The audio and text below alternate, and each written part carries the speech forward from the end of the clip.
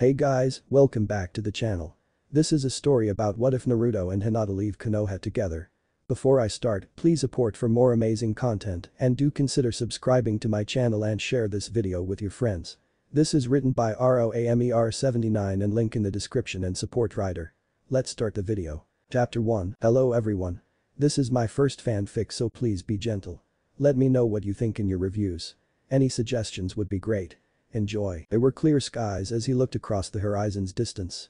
One would say that it was a perfect day, but why did dread and sorrow scar his brow and call his mind home? Looking down below, the evidence was seen across what was once his home. Pulling his knees closer to his chest, he looked at the crater that was at one time known as Konoha. It has been a whole week since he defeated Pain, and the village was slowly rebuilding itself. Tents dotted the outside of the crater that was now being filled in preparation for new buildings. Everyone was putting in a tremendous amount of effort to return their home to its former glory. Naruto sat upon the head of his father, what little was remaining of the Hokage Memorial, and thought about how much suffering the town had been through because he called this place home. Although the village was now safe for the time being, war loomed in the air and there would soon be conflict again in the lives of the people he held so dear. This time specifically to gain the power of the Kyuubi that lived within him. There would be no more chances for his friends. If they died in another invasion, nothing could bring them back again. Inside, Naruto's heart broke. He had finally attained everything he ever wanted. The people that had once shunned him are now calling him a hero. Talk of him becoming the next Hokage spread quickly among the tents. His friends no longer thought of him as the knucklehead kid that he had been. He even had the love of a girl who had risked her own life to save him in his most dire moment, nearly dying herself. He couldn't do it again, he wouldn't. Slowly getting to his feet, he picked up his bag and looked over the impromptu city. Well, Kuruma, are you ready? Thinking to himself. In his mind he could feel the Kyuubi stir and grumble. With one last look, he turned and started walking, leaving his past behind, not knowing what the future would hold. All he knew is that he couldn't put those precious to him in danger anymore. Deep in thought, Naruto traveled for hours, almost oblivious to the outside world. He thought of what he would do during his battle with Pain and how he would seek a true peace. Just as Pain had sought after power to attain his twisted view of peace, others would too. He would not let anyone stand in front of him when they sought his power just to end up perishing like so many before. His mind thought back to the pervy sage, his father and mother, and even to the old man. Each had sacrificed themselves to stop others who would seek power and died for it. Returning to the real world, he quickened his pace, wanting to put some distance between him and the village before he stopped for the night. It was then that he felt the presence of someone else that was following him. There was no hostility coming from the person, so he assumed it was someone tailing him on Tsunade's orders. He had to lose him so no one would know where he was, attempting to protect him. Not wanting another confrontation, he kept moving. No one could outlast his stamina, and that was his plan. For 2 days he traveled at a brisk pace, often moving through the trees to increase his followers' fatigue. On the second night he made camp, lighting a small fire and eating a cup of instant ramen. He settled down. Never once had he let on that he knew someone was following him. A mere few hundred yards from where he laid on his travel mat was the tail. Figuring Naruto had stopped for the night, they laid down to recoup from the long journey that was expected to get longer. Shortly after midnight, when Naruto had felt that the tracker nin was asleep, he rose from mat and proceeded to where the follower was resting. Pulling a kunai from his pouch, being careful in case the tracker would attack, he approached. His only plan was to tie the person up so he could no longer be followed, thus resulting in a recovery team pursuing him too. The tracker was resting at the base of a tree, obviously sound asleep from the low rhythmic breathing that came from slumber. In the low moonlight that came through the canopy, he could see a slender figure, a Kinwaichi, wearing dark navy blue cargo pants and a cream-colored jacket. Long dark hair with a tint of blue covered half her face, and Naruto stopped dead in his tracks. It was Hinata. His eyes must have been playing tricks on him. He brought up his kunai, poked himself in the hand, just to make sure he was not dreaming. To his surprise, here she was, asleep with her head resting on a small travel pack she had brought with her. She was one of the main reasons he had decided to leave. After her confession poured from her soft lips while he was at his weakest, he had failed to protect her. He slowly approached her and picked her up. To his delight, she did not wake. She must have been exhausted from trying to keep up with him.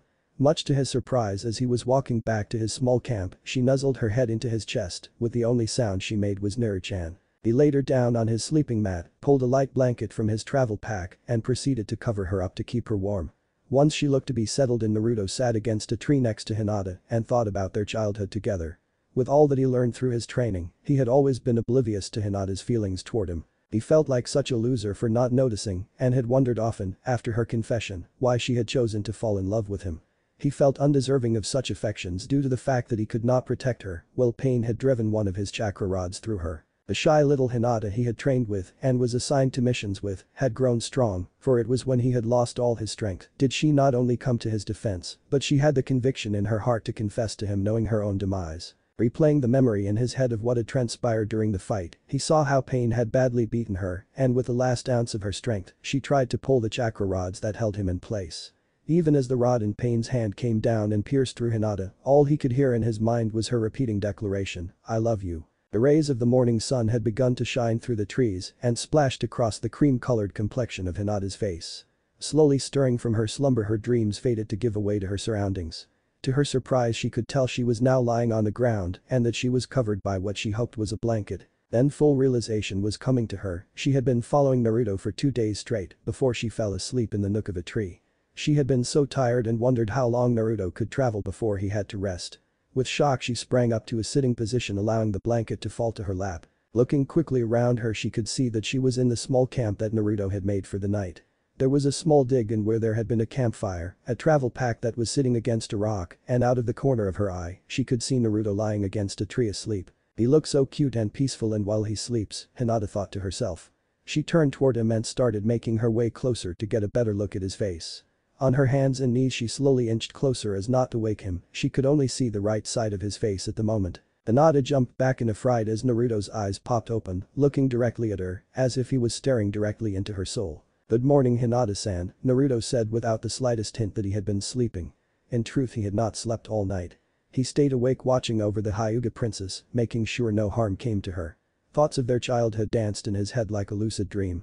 He replayed every moment that he could recall that he spent time with her or that she was near him. Looking back, he wondered about how he was so oblivious to the way that she felt toward him. She watched his training matches, went on missions with him, cheering him unconditionally from the sidelines, and even adopted his Nindo in her own way. He had decided last night that she had to go back, he would not lose her to the destruction that constantly pursued him. "Did you sleep well?"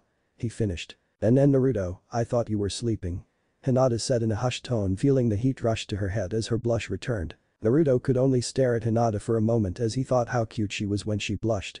Now knowing that all the time she had blushed in the past it was because of her affection for him. It only made her more adorable.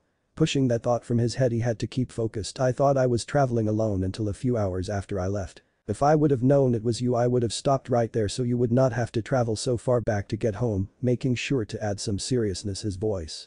Slowly he got up and retrieved his travel pack, looking back at her, he said, "Goodbye, Hinata." The look of dread spread across Hinata's face at the thought of returning to the village.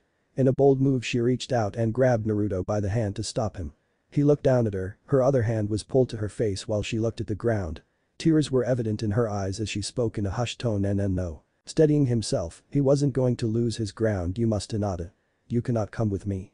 Everywhere I go I am hunted by those that wish to get a hold of the Kyuubi's power. That is why Konoha was attacked, they were after me." Naruto looked away quickly, not wanting the shy Hyuga to see the horror on his face at the thought of her being killed because of him. With determination in her eyes, she looked up and steadied herself despite the tears in her eyes. "I will not," the stutter completely gone. Hearing this, Naruto couldn't do anything but look back down at her, the few tears that rolled down her cheeks tugged at his heart. He had left without saying anything to her because he felt that he could not stand to watch himself break her heart when she knew what he was going to do. "I will be hunted. Not just by Tobi, but the other hidden villages also. When I chose to leave I became a missing nin. I cannot go back again. I also cannot allow you to be hurt or worse when they find me." Looking at him standing there, she could see the confliction in his eyes. They held worry and fear, then she realized it, he was trying to protect her. She had confessed her long-held emotions to him during the battle, never expecting him to return her feelings. At that moment she could see the care and concern in his eyes for her. Seeing this served to soften her tone. I can't go back." It was a declaration. Much to his surprise, the words that she said rang in his ears. It wasn't that she wouldn't go back, but that she couldn't.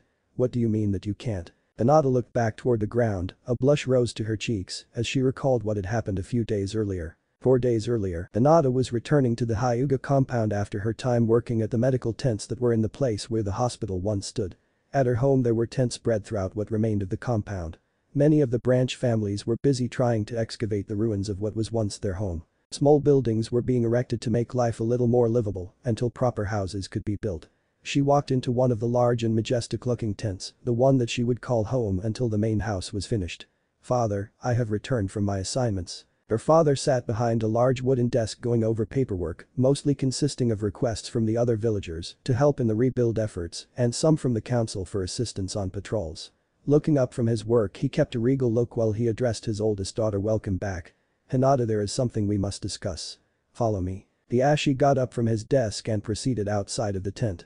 While Hinata followed, he began to talk. "Hinata, in light of recent events, there are decisions that we have to make that we may not favor or others will understand at the time. You are my oldest daughter and the heir of the Hyuga clan. You will lead this clan into a glorious and prestigious future, of that I am sure. It is for that reason and the recent losses to the clan that I have made decisions to ensure that our traditions continue." They continued walking for a few moments past rubble piles that looked like they had once been walls that protected their home. "Yes." Hinata said lowly, as she was trying to predict what her father would say next. For the life of her, she was getting confused by what he was saying. "It is with great happiness that I inform you that I have found you a fiancé. I had to rush things a little, but I have been able to speed up the date to 1 month's time," Hiashi said flatly. At that moment, as the words of her father rang in her head and then proceeded to shatter her heart, she felt sick unlike anything she had ever felt before. She stood motionless as she felt her world crumbling down around her. Then in the pits of her stomach a fire started. Fear-fueled rage came frothing forward to her mind. All she could think of right then and there was the audacity of her father picking a husband for her. After everything she has done and been through, he dared deny her the one thing her heart desired the most, her Naruto-kun. Her head hung low, and in the softest of tones came the only response that would be able to move past her soft lips, "No." The Ashi stopped at the soft whisper of a response that came from his daughter. Turning around, he noted that she had stopped moments ago and was not as close as she was when they were walking, now nearly 15 feet away. With all the grace of a prince, Hiashi walked toward his daughter, asking, "What did you say, Hinata?" Hinata's Nindo drove her forward with a more resolute declaration for her father. Looking up in defiance at her father, she had been through enough, but this was one thing she was not backing down. "No." The Ashi stopped at the look in his daughter's eyes. "This is going to get messy," he thought to himself. "Hinata," he said in his sternest voice. "Be reasonable. You are the next head of the clan. A marriage would help unite the clan after what has happened to the village." The young man from the lower branch, "No. I will not marry anyone that I do not love." "Nothing you can say will change my mind," Hinata shouted. All the regality that was normally found in the Hyuga princess was gone. This was her stand, no backing down, she would be heard and her decision would be respected. Taken aback by his daughter, Hiashi looked to quickly defuse the situation. "Okay, Hinata, then would you introduce me to this young man that you love?" The taste of the L word in his mouth when it concerned his daughter left a bad taste. "Which family branch is he from? Do I already know him by name?" A small smirk showed in Hinata's small, and it was sure to disturb her father. "You may meet him if you wish, and yes, you already know him. I am sure everyone in the village knows who he is by now." The look of befuddlement crossed her dad's face. "It is Naruto Uzumaki." The look of horror was definitive on Hiashi's face. "You could never. It is against the traditions of the clan. You must marry from within the clan. Our bloodline is sacred and must remain pure. I care not if he saved the people from the village. He could save it 100 times over, and I still would not allow it," obviously with a hint of venom in his voice. Trying to return to a more civilized tone, Hinata spoke again. "Traditions be damned, this is one thing I will never yield to. I will be with him if he will have me as his wife." Throwing caution completely out the window, she punctuated the point to be sure it would drive home in her father's mind. "I love Naruto-ku." Faster than anyone would have been capable of seeing, Hiashi went to slap the face of his daughter. Much to his surprise, she had easily blocked it with her left arm. Not only that, she had countered with her hand glowing blue from her chakra-based attack, now sat just under her father's chin. As if in suspended animation, her father spoke the last of what she was to hear from him. "If you disobey me in this, you will be stripped of your status and marked with the caged bird seal." With no hatred in her voice, she lowered her stand and brought her arms back to her side. She turned to walk away, looking back at her father she knew would be for the last time. "I love you, father. You could try if you like, but the outcome would not be in your favor." At that moment she walked away and she left her family behind. She knew all too well that she would not be welcome back there. She would be free to make her own decision. Present, Naruto hadn't talked to Hinata about her confession on the battlefield. His emotions were too raw after defeating pain, and he was becoming tired. He would fight for the ones precious to him, but if he went away then disaster would no longer threaten them. The exhaustion of the continuous battles had worn on him, and he just wanted to live without fighting. The lavender-eyed Hyuga sat in front of him, her head hung low to hide the deep red blush that covered her face. She had made her declaration again, and this time there was no battle for him to concentrate on, they were alone. An amalgam of emotions swam through Naruto during the story that Hinata was retelling. A fire burned in his chest at the thought of someone else being with Hinata, an emotion he almost didn't expect to be as strong. Fluttering in the pit of his stomach when she had told her father about her emotions for him, emotions that he himself was starting to develop for her. Pride swelled him a great extent as she had stood up to her father. Humility kept him grounded as the realization of what she had given up for him. He could not send her back to the ridicule that she would constantly be the target of from her family. Hinata was not sure that she was awake at Naruto's actions once she had finished her story. He had reached down and taken her hand, faster than she thought possible he pulled her into an embrace. He did not yell or think ill of her for her decision. It was an embrace that she could have only had in her dreams. The faint was close at hand, fighting the too often urge, she demanded to remain standing being in his arms. She returned it with a gentle squeeze of her own as she wrapped her arms around him. Much to her dismay Naruto pulled away, but another thought had come to her mind, I can't wait till I can do that again. Thank you Hinata. He pulled his arms from around her and had enjoyed the hug more than he thought he would. When he pulled away he held something in his hand and slowly turned away from his new travel companion. He bit down on his thumb and slammed his open palm on the ground. With a puff of smoke a large toad appeared. Hey Gamakichi, I have a favor to ask. Looking around, Gamakichi could see no battle and looked at Naruto with a quizzical stare. What do you need he said almost afraid to ask. Naruto looked back at Hinata who now had a dumbfounded look on her face. She really is cute, he thought. He reached up to the back of his head and untied his forehead protector. Hinata noticed then that he already had another one in his hand. Quickly she reached up to her neck just to find out that hers was the one that Naruto had in his hand first. He looked at her with a cheeky grin, and all she could do was smile at the elation she felt as she understood what his plans were. Hinata quickly started to pick up the rest of the camp as Naruto finished his giving his orders to the toad. After the toad had left to accomplish his mission Hinata and Naruto picked up their packs and walked next together through the forest. Chapter 2. Okay everyone, I know this second chapter came pretty quick. I wish I could do it that fast all the time. Between work and college I will try to get at least 1-2 chapters out a week.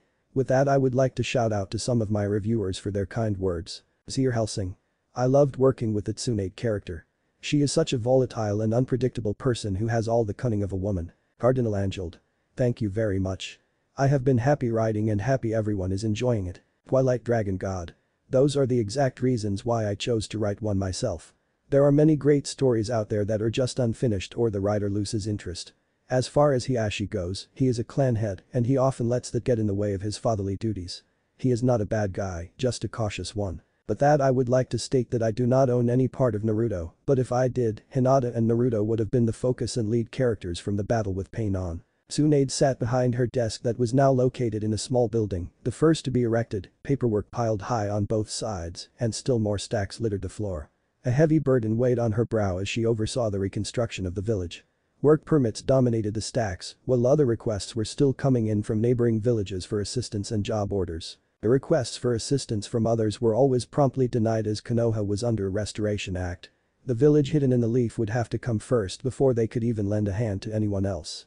What was on the Hokage's mind the most at the moment was the sudden disappearance of the village hero. It had been 4 days since he was last seen and she has done her best to control the local rumor mills. She often attributed his lack of presence to a priority mission when others inquired about him. What is that fool thinking? She thought to herself. A knock came from the door across the desk. Enter, was all she said with a tone that anyone seeking to speak to her would know they were more bothersome than what she wanted to deal with right now. Lady Tsunade, there is a toad here that wishes to speak to you, the messenger said in a quizzical voice. The presence of a talking toad obviously disturbed him. Tsunade jumped from her chair knocking it over, bring him here immediately. She bellowed with a slight smile. She only knew of one person now who can summon toads, and this would give her an idea of what her favorite knucklehead was doing. Impatiently she waited for the toad to enter, she straightened her chair and dreadfully sat down on it again as she knew the flatness of it was having a negative effect on her rear end. At last the door opened once more and in came a large toad, a red-orange color with purple spots, doing its best impression to walk like a human. Gamakichi, what news do you have of Naruto? Is he okay? Where is he? The question came in a tirade faster than most would be able to understand them. As Gamakichi approached the desk he opened his large mouth, his tongue rolled out. Wrapped in his tongue and now laying on top of the desk were 2 forehead protectors, each marked with a hidden leaf symbol. As she looked at them she felt tears forming in her eyes, her hand now covering her mouth as if to prevent flies from entering it. Lady Hokage, Gamakichi spoke in a somber tone, I have a message and it is the only thing I can speak of. I can answer no other question. The message is I'm sorry sworn to secrecy by Naruto, who had summoned him, Gamakichi was only to say that one thing. Quickly for the safety of his own life, Gamakichi disappeared in a puff of smoke. Who knew what the Lady Tsunade would have done to him with her incredible strength. But the disappearance of the Toad Tsunade popped back into reality. The words "I'm sorry" rolled through her mind. Then she noticed it, Gamakichi was sent by Naruto, but why were there two headbands? The Hokage's eyes widened with a realization of what had happened. Quickly she grabbed 2 sheets of paper and began to write hastily. The entire time muttering aloud, "That selfish inconsiderate prick, who the hell does he think he is? If he thinks he is going to stick me with all this paperwork until the end of my days, he has another thing coming. If he survives the beating I give him for pulling such a stunt when he gets back, I'm going to make him Hokage as an added punishment." Finishing her list, she looks down at them to make sure she didn't leave anyone out, only to notice the tears that were now staining the paper. She had been oblivious to the fact that she was crying the entire time.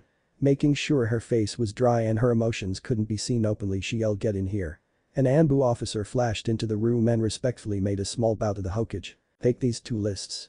The people from the first one are to come to the meeting room in 1 hour. Those on the second list are to arrive 1 hour after that. This is top priority. There will be no one on those lists absent from those meetings. Whatever they are doing will be halted immediately. This is an S-class secret. No one on those lists is to know who is being called upon until they are in the meeting. And no one outside of this room is to know the existence of those lists or that these people are to be gathered. Once everyone has been notified of their orders, you are to destroy any evidence of what I have told you. Do I make myself clear?" "Yes, Lady Hokage." That is all that was heard before the Anbu officer vanished from sight. Tsunade turned around and went back to her desk. Sitting in her chair, she reached for her bottom drawer to pull out a small bottle of sake and took a drink. Thinking she would need a lot more before this day was through, her mind wandered over events that had happened earlier in the week. 5 days earlier. "Why do you look so down, Naruto? You should be happy and proud. You saved everyone in the village, and now they see the hero in you that you always wanted," Tsunade said with a smile on her face, trying to cheer up the depressed-looking young man in front of her. Naruto looked out the window of the makeshift office and looked at the destruction that was now Konoha. "That was after pain had destroyed our home, killed everyone in it, and then only as a mercy to me brought everyone back." The somber tone in his voice was more than apparent. Thinking to himself that if he had never been there, then Pain would have never attacked and killed everyone. He then said, "It seems that no matter how strong I do become, people will stop at nothing to get at the power of the Kyuubi that resides within me. How many more people must suffer until they do get a hold of me? When it happens again, there will be no one there to bring everyone back, which was a one-time deal. They call me a hero now. When the next attack comes, whether I win or not, will they call me such as we bury their friends and family?" Hearing the depression in his voice, Tsunade made even more attempts to cheer him up. "Come on, Naruto. Celebrate with me, have a drink," she said, waving around a small bottle of sake she always had in her desk drawer. She knew full well he wouldn't take the offer, but it was an attempt at trying to lighten his mood. Slowly Naruto turned around and started walking toward the door. "No thank you, Bachan. I just need some time alone." With that, he left Tsunade leaning against her desk, being propped up by more of the paperwork than the desk itself. Sighing, she hoped that the young man would come out of his slump and accept the people's praises of him, as they all looked to him for hope and a brighter future. Noticing the bottle still in her hands, she brought it to her lips, thinking to herself, "Well, I will have to celebrate for the both of us then." It was about 15 minutes and an empty bottle of sake later that she heard a large bang on the door and it swing open violently. Looking up from the stack of papers she was now sorting through, she saw the Hyuga patriarch burst into her office, as if someone just stole his oh-so-precious, though skewed, honor. "Sorry for the entrance, Lady Hokage, but there is a matter that I need your utmost attention for," he bellowed in his most polite voice possible, given the amount of anger that he was in. An Anbu operative came in behind the man as the commotion that Hiashi created. With a wave of her hand, Tsunade dismissed the operative and proceeded, "Go ahead and explain what is so important that would warrant you bursting in here like that. But the slight bow is a show of respect and hopefully some favor in getting assistance," Hiashi continued. After his telling of events that transpired the previous day with his daughter Hinata, he followed with, "That was yesterday, Lady Tsunade. She has yet to return home and I fear for her safety. I have sent members of the clan to look for her over the last 24 hours and we have turned up nothing. I have also contacted all the friends I know she has associations with and much to my regret they have not seen her either.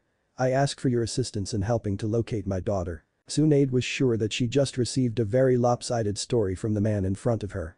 This has obviously been a heated family dispute and his daughter had taken off to cool down and maybe put a little fear in her father at the thought of losing her. Even though she was sure things would work out in the end, Konoha and the surrounding area was still dangerous while the village is being reconstructed.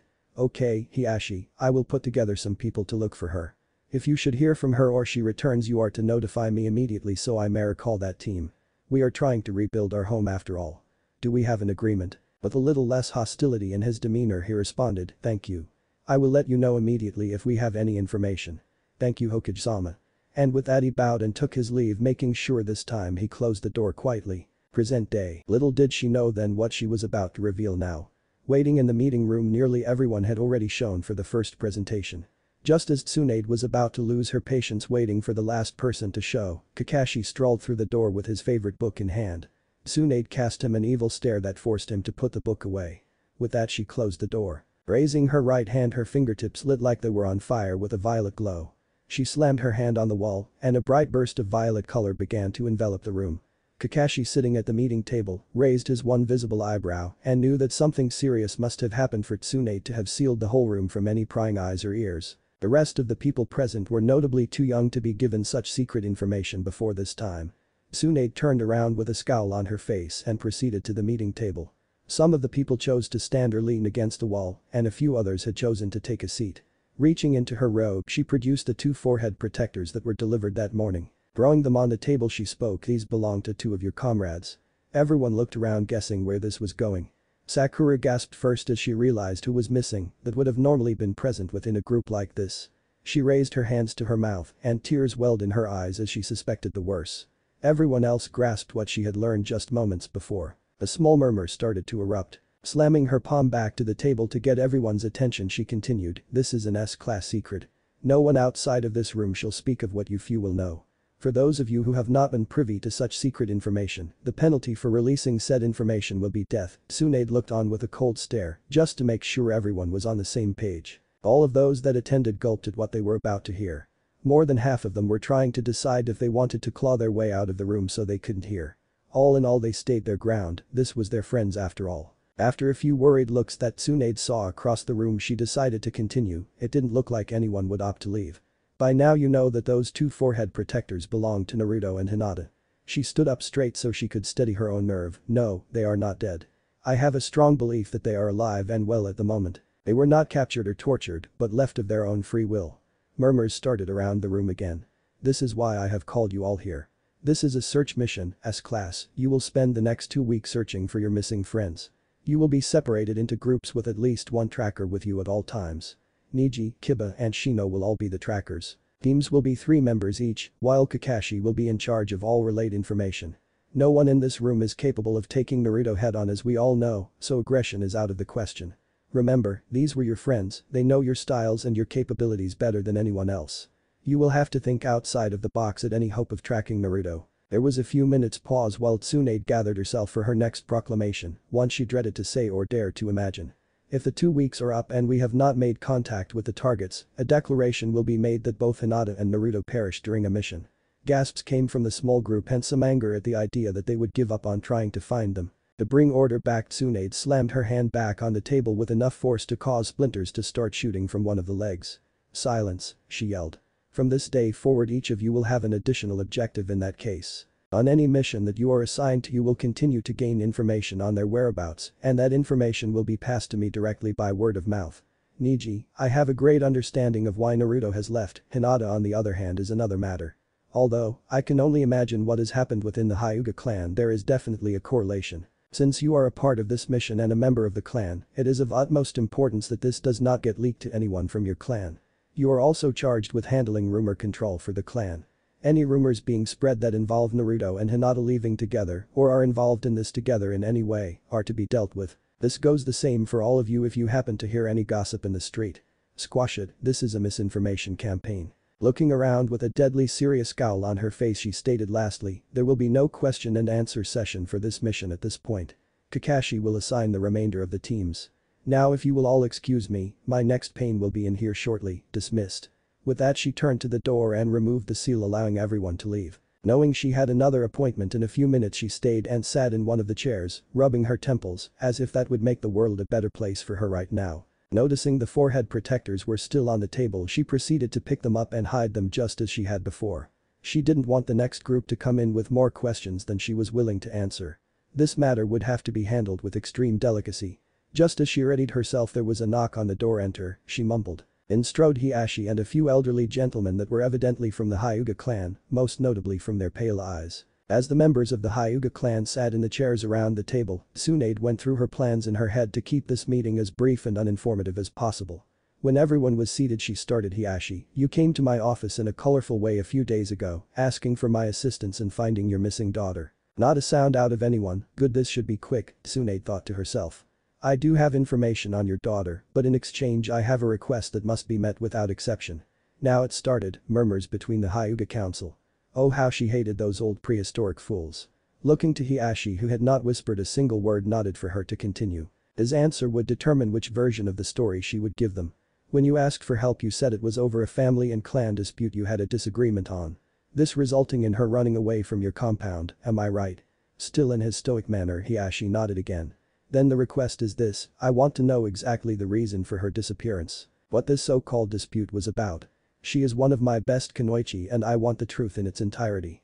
No vague answers this time. Hiashi hid his surprise well from the Hyuga council, he knew what game Tsunade was playing.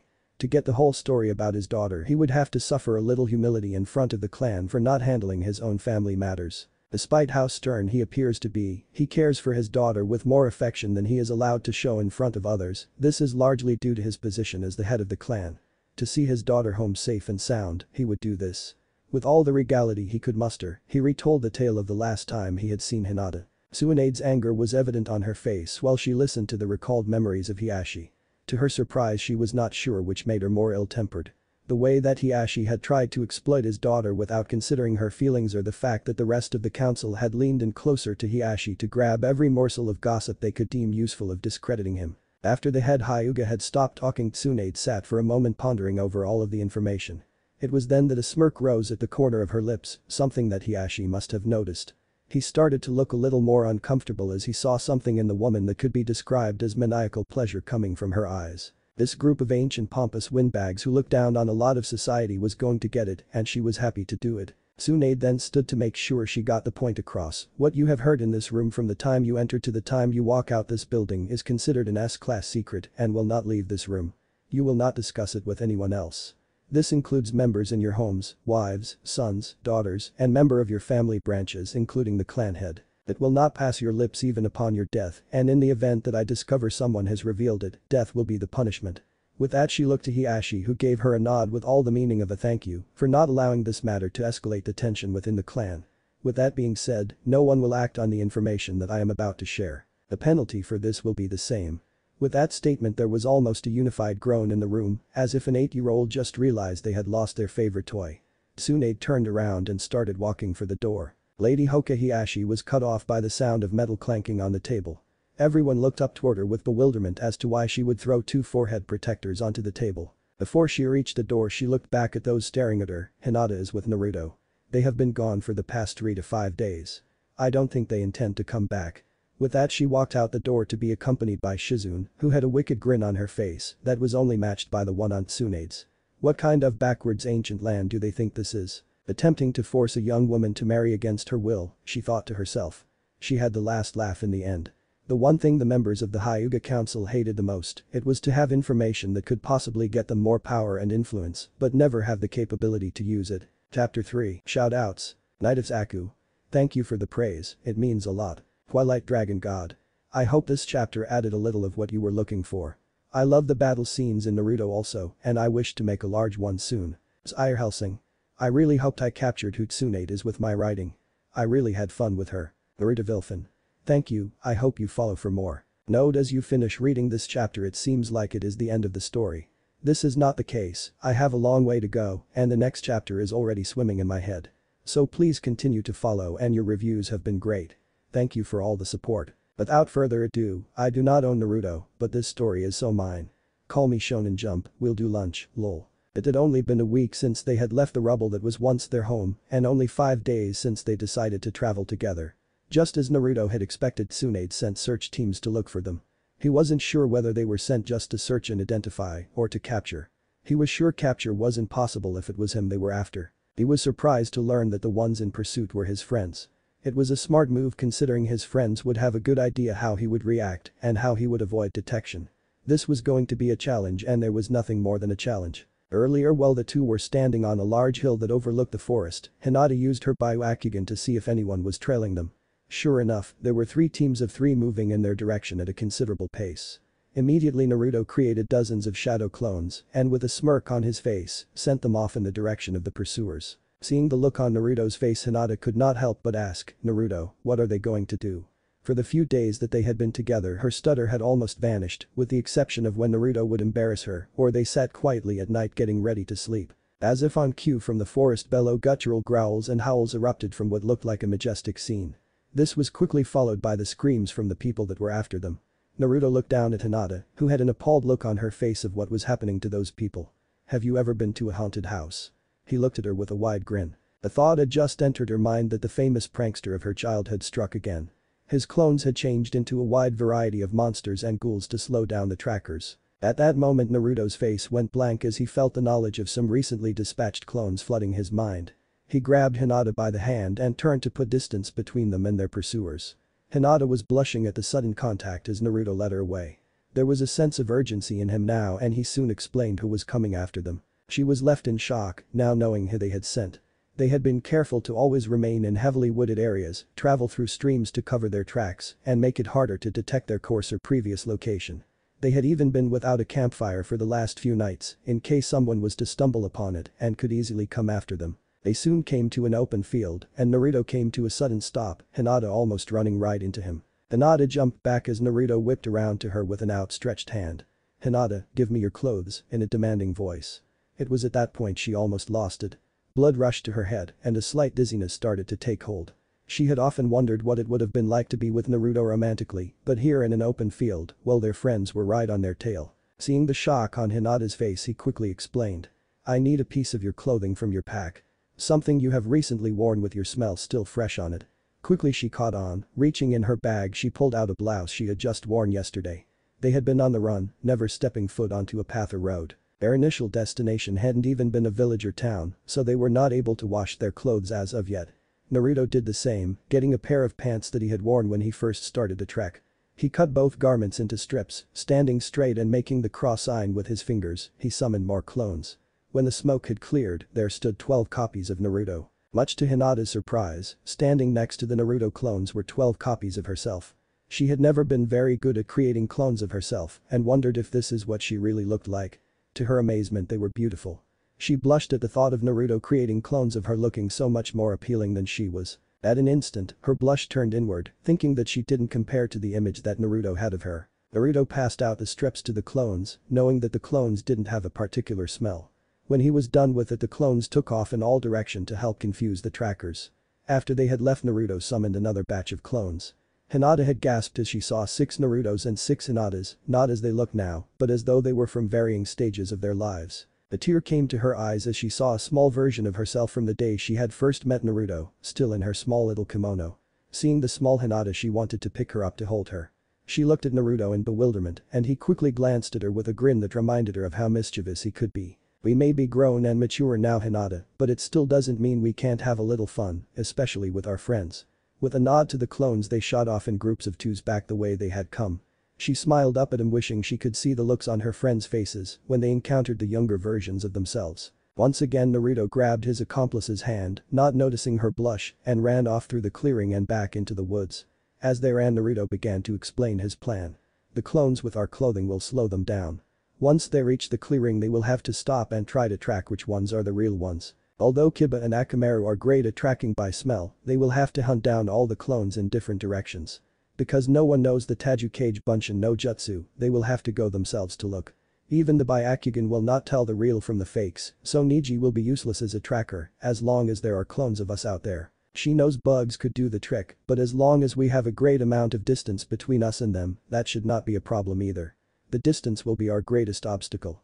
If I was alone, I could outrun them by stamina alone. I'm just worried at how you will hold up after traveling for such a long time." "Sorry, Naruto-kun," Hinata said softly. Although she was happy to hear that Naruto was concerned about her. He slapped himself mentally as he heard the hurt in Hinata's voice from her apology. How could he be such a fool as to let her think that she was a burden to him? "Don't be, Hinata-chan, we are in this together." With that word together, Hinata's spirits lifted again. Again he spoke, "We need to travel for at least 2 days straight without stopping to maintain a good distance between us and them. If you need to rest, you must let me know. I think I have a plan for that also." Moments earlier, the assembled 11 ninja had finally caught up with him after days of searching. It was Kiba that had sniffed out a small campsite that had the combined scents of Hinata and Naruto. Now they were hot on their trail. Kakashi was darting between the teams relaying information to the team trackers.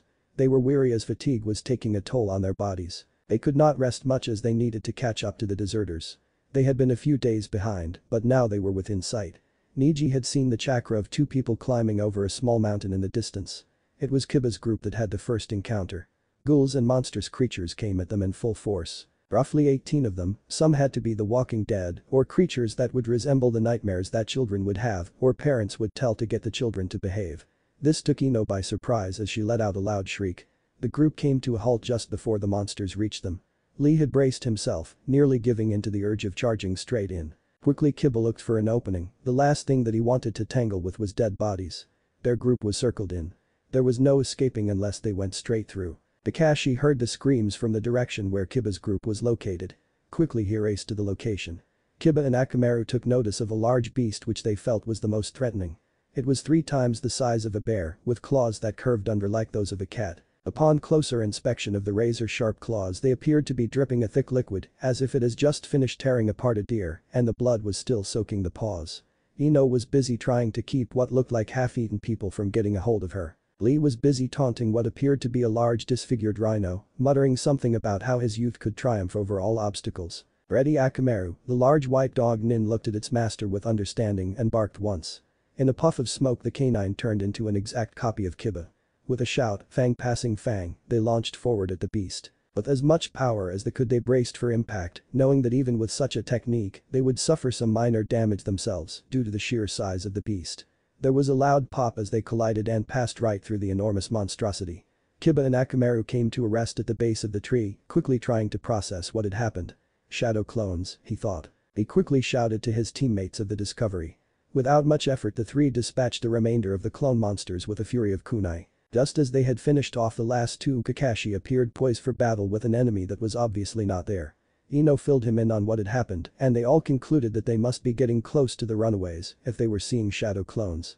Know this they concluded these were made to be a distraction, only seeking to put some distance from who they were after. Kakashi leapt off to inform the other 2 teams of what was happening, no doubt they were being slowed down by similar shadow monsters. Shino's group was on its way again. They had dispatched the shadow imagination of their once prankster teammate. Now they were in hot pursuit once again.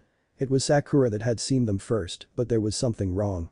She came to a sudden stop, taking her teams a moment to realize she stayed back for some unknown reason. Standing out on a limb of a tree Sakura tried to process what she saw. It looked like 2 small children ran through the woods together. There was something very familiar about that though.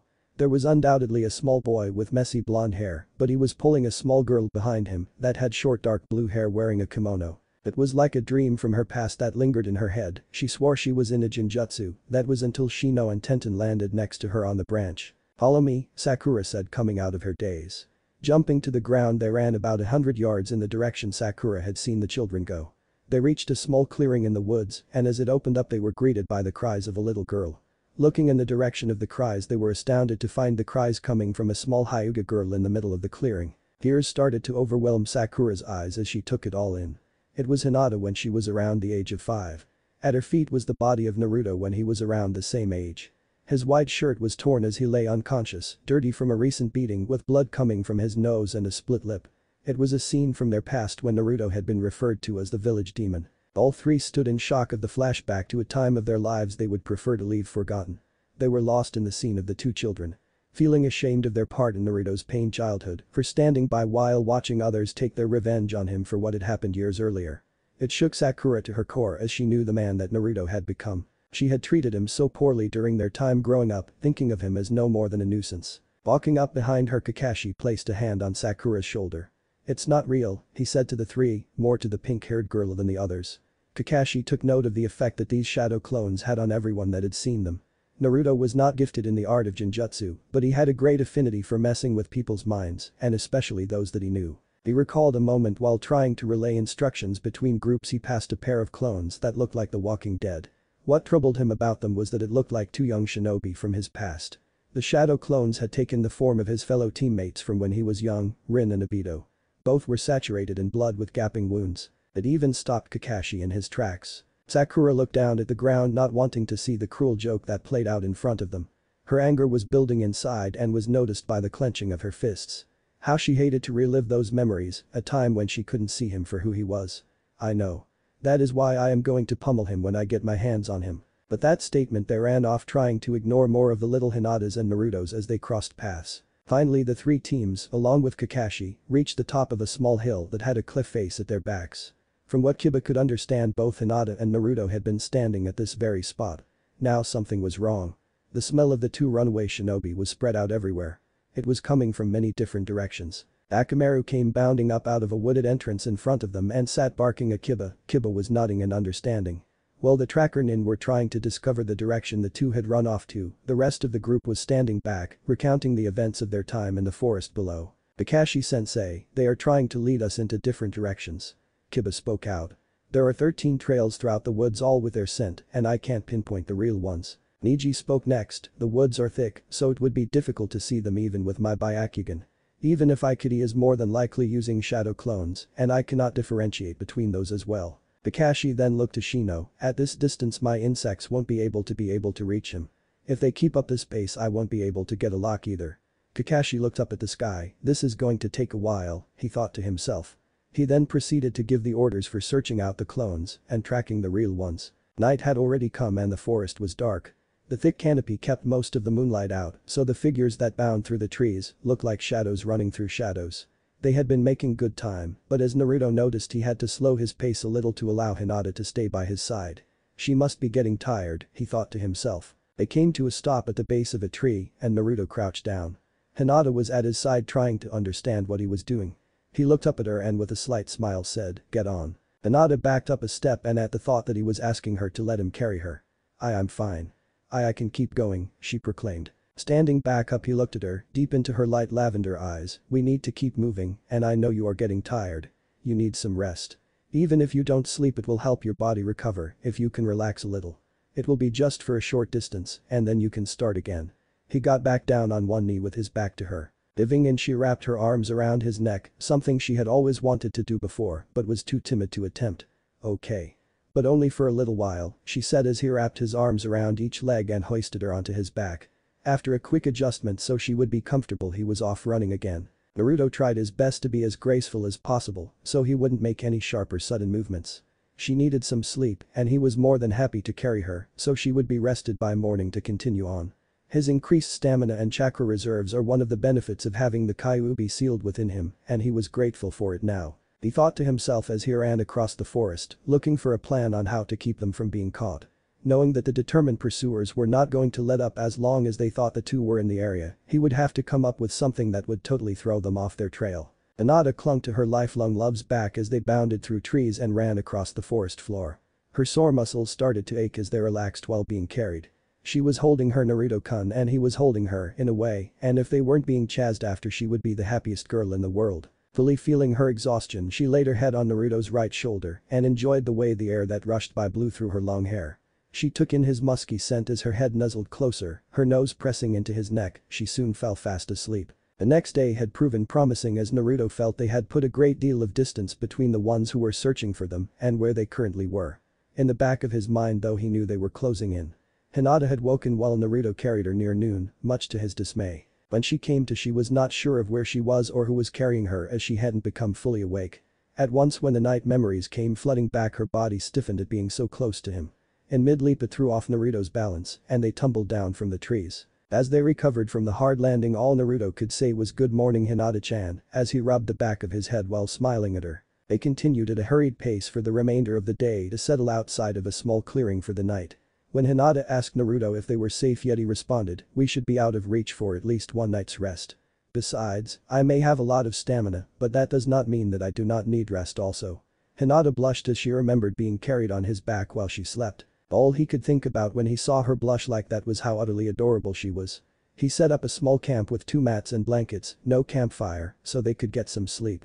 As Hinata lay down, Naruto stayed awake and aware, assuring her he would be asleep soon also. When he knew she was asleep, he promptly made a half-dozen shadow clones to watch over her while he went out to survey the area. Morning had come and they had packed camp after eating. Naruto didn't say much and it looked as if he hadn't slept well either. Hinata was growing a little concerned for his well-being.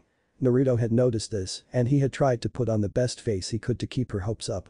They continued along to their unknown destination at a brisk but more leisurely pace. They reached an opening in the woods and stepped out into a clearing. There was a rushing sound around them, and upon further inspection it was coming from a waterfall. There was a river no more than 100 yards from them, and then the clearing stopped there. The river spilled over the side into a valley below that was dotted with rolling hills and patches of forest that could stretch until the end of the horizon. Hinata walked over to the river to look at the waterfall below and was nearly dizzy at the sight that the spray made, more than 300 feet below them. They took in the magnificent sight in front of them for a few moments before attempting to leave. There was a sound coming from the woods, and all at once there were 10 shinobi facing the couple in the open field. It was their friends and companions who stood before them, not in a threatening manner, but a force that would intimidate others that did not know them. With their backs against the cliff and the rocky end of the waterfall below, Naruto stepped in front of Hinata to protect her. With Hinata just behind his left shoulder, he looked across at his friends. How he hated doing this. It is because I care so much for them that this has to be done, he thought. Naruto, what do you think you are doing? Sakura spoke first. Summoning his resolve to do what must be done, he stood his ground. We are leaving because we want to be left alone. I am done with everything. I have risked everything to protect those that I care about, and I have asked for nothing in return. From his right he could see a brown-haired Hyuga with his blood trait activated just as he spoke. Hinata, come here this instant. What has gotten into you? Naruto shot him a look that stopped him dead in his tracks as Hinata tensed up behind him. Your father has been worried about you. You have a duty to your clan. That stirred an already bitter rage in Hinata as she remembered what her father had attempted to do. Really, Nichi-chan? I suppose that is why he tried to have me married off. Against my will and wishes he wanted me to marry someone I had no love for or had not even known. Tears welled up in her eyes at the thought. Just to help solidify and unify the clan, he was going to sell off his daughter for political reasons. He even went as far as mentioning how many clan members we had lost, as if I was to be breeding stock to boost numbers. Naruto saw it, spread across all their faces, a realization that they more than likely did this because they love each other and were bound to be separated if they had stayed. This is what Naruto had hoped for.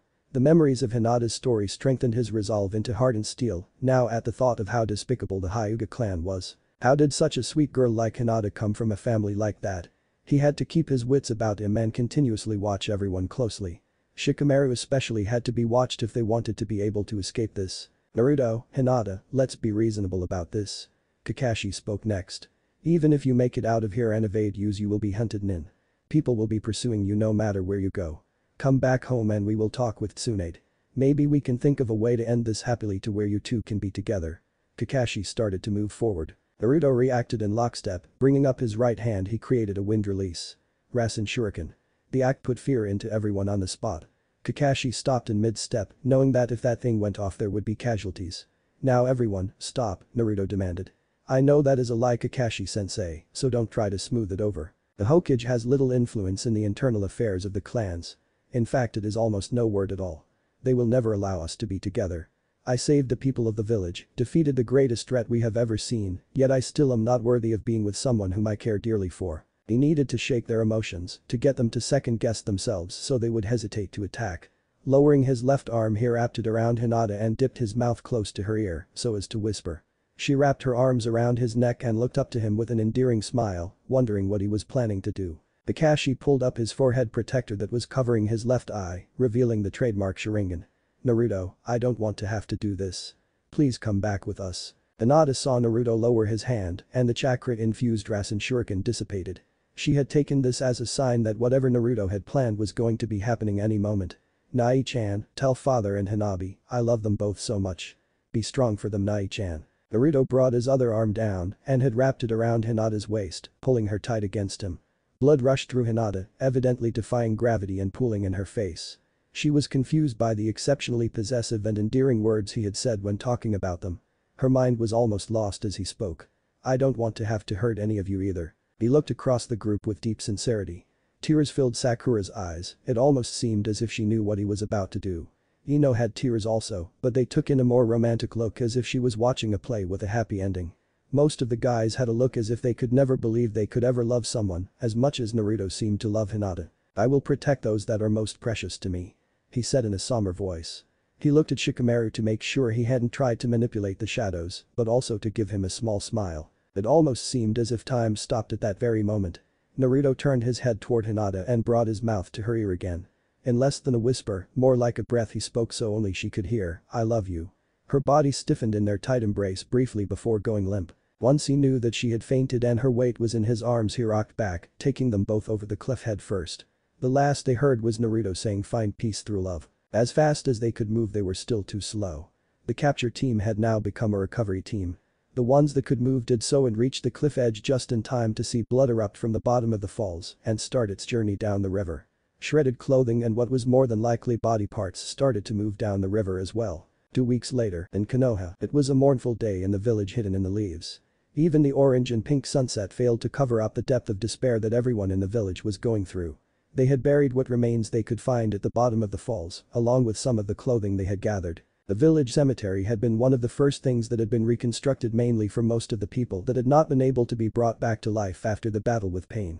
With the news of Naruto and Hinata's death, there was a rush job put on it so it would have all the majestic beauty it had before the village was destroyed. Although normally Hinata would have been buried in the Hyuga family plot on the compound, Tsunade has demanded she be buried next to Naruto.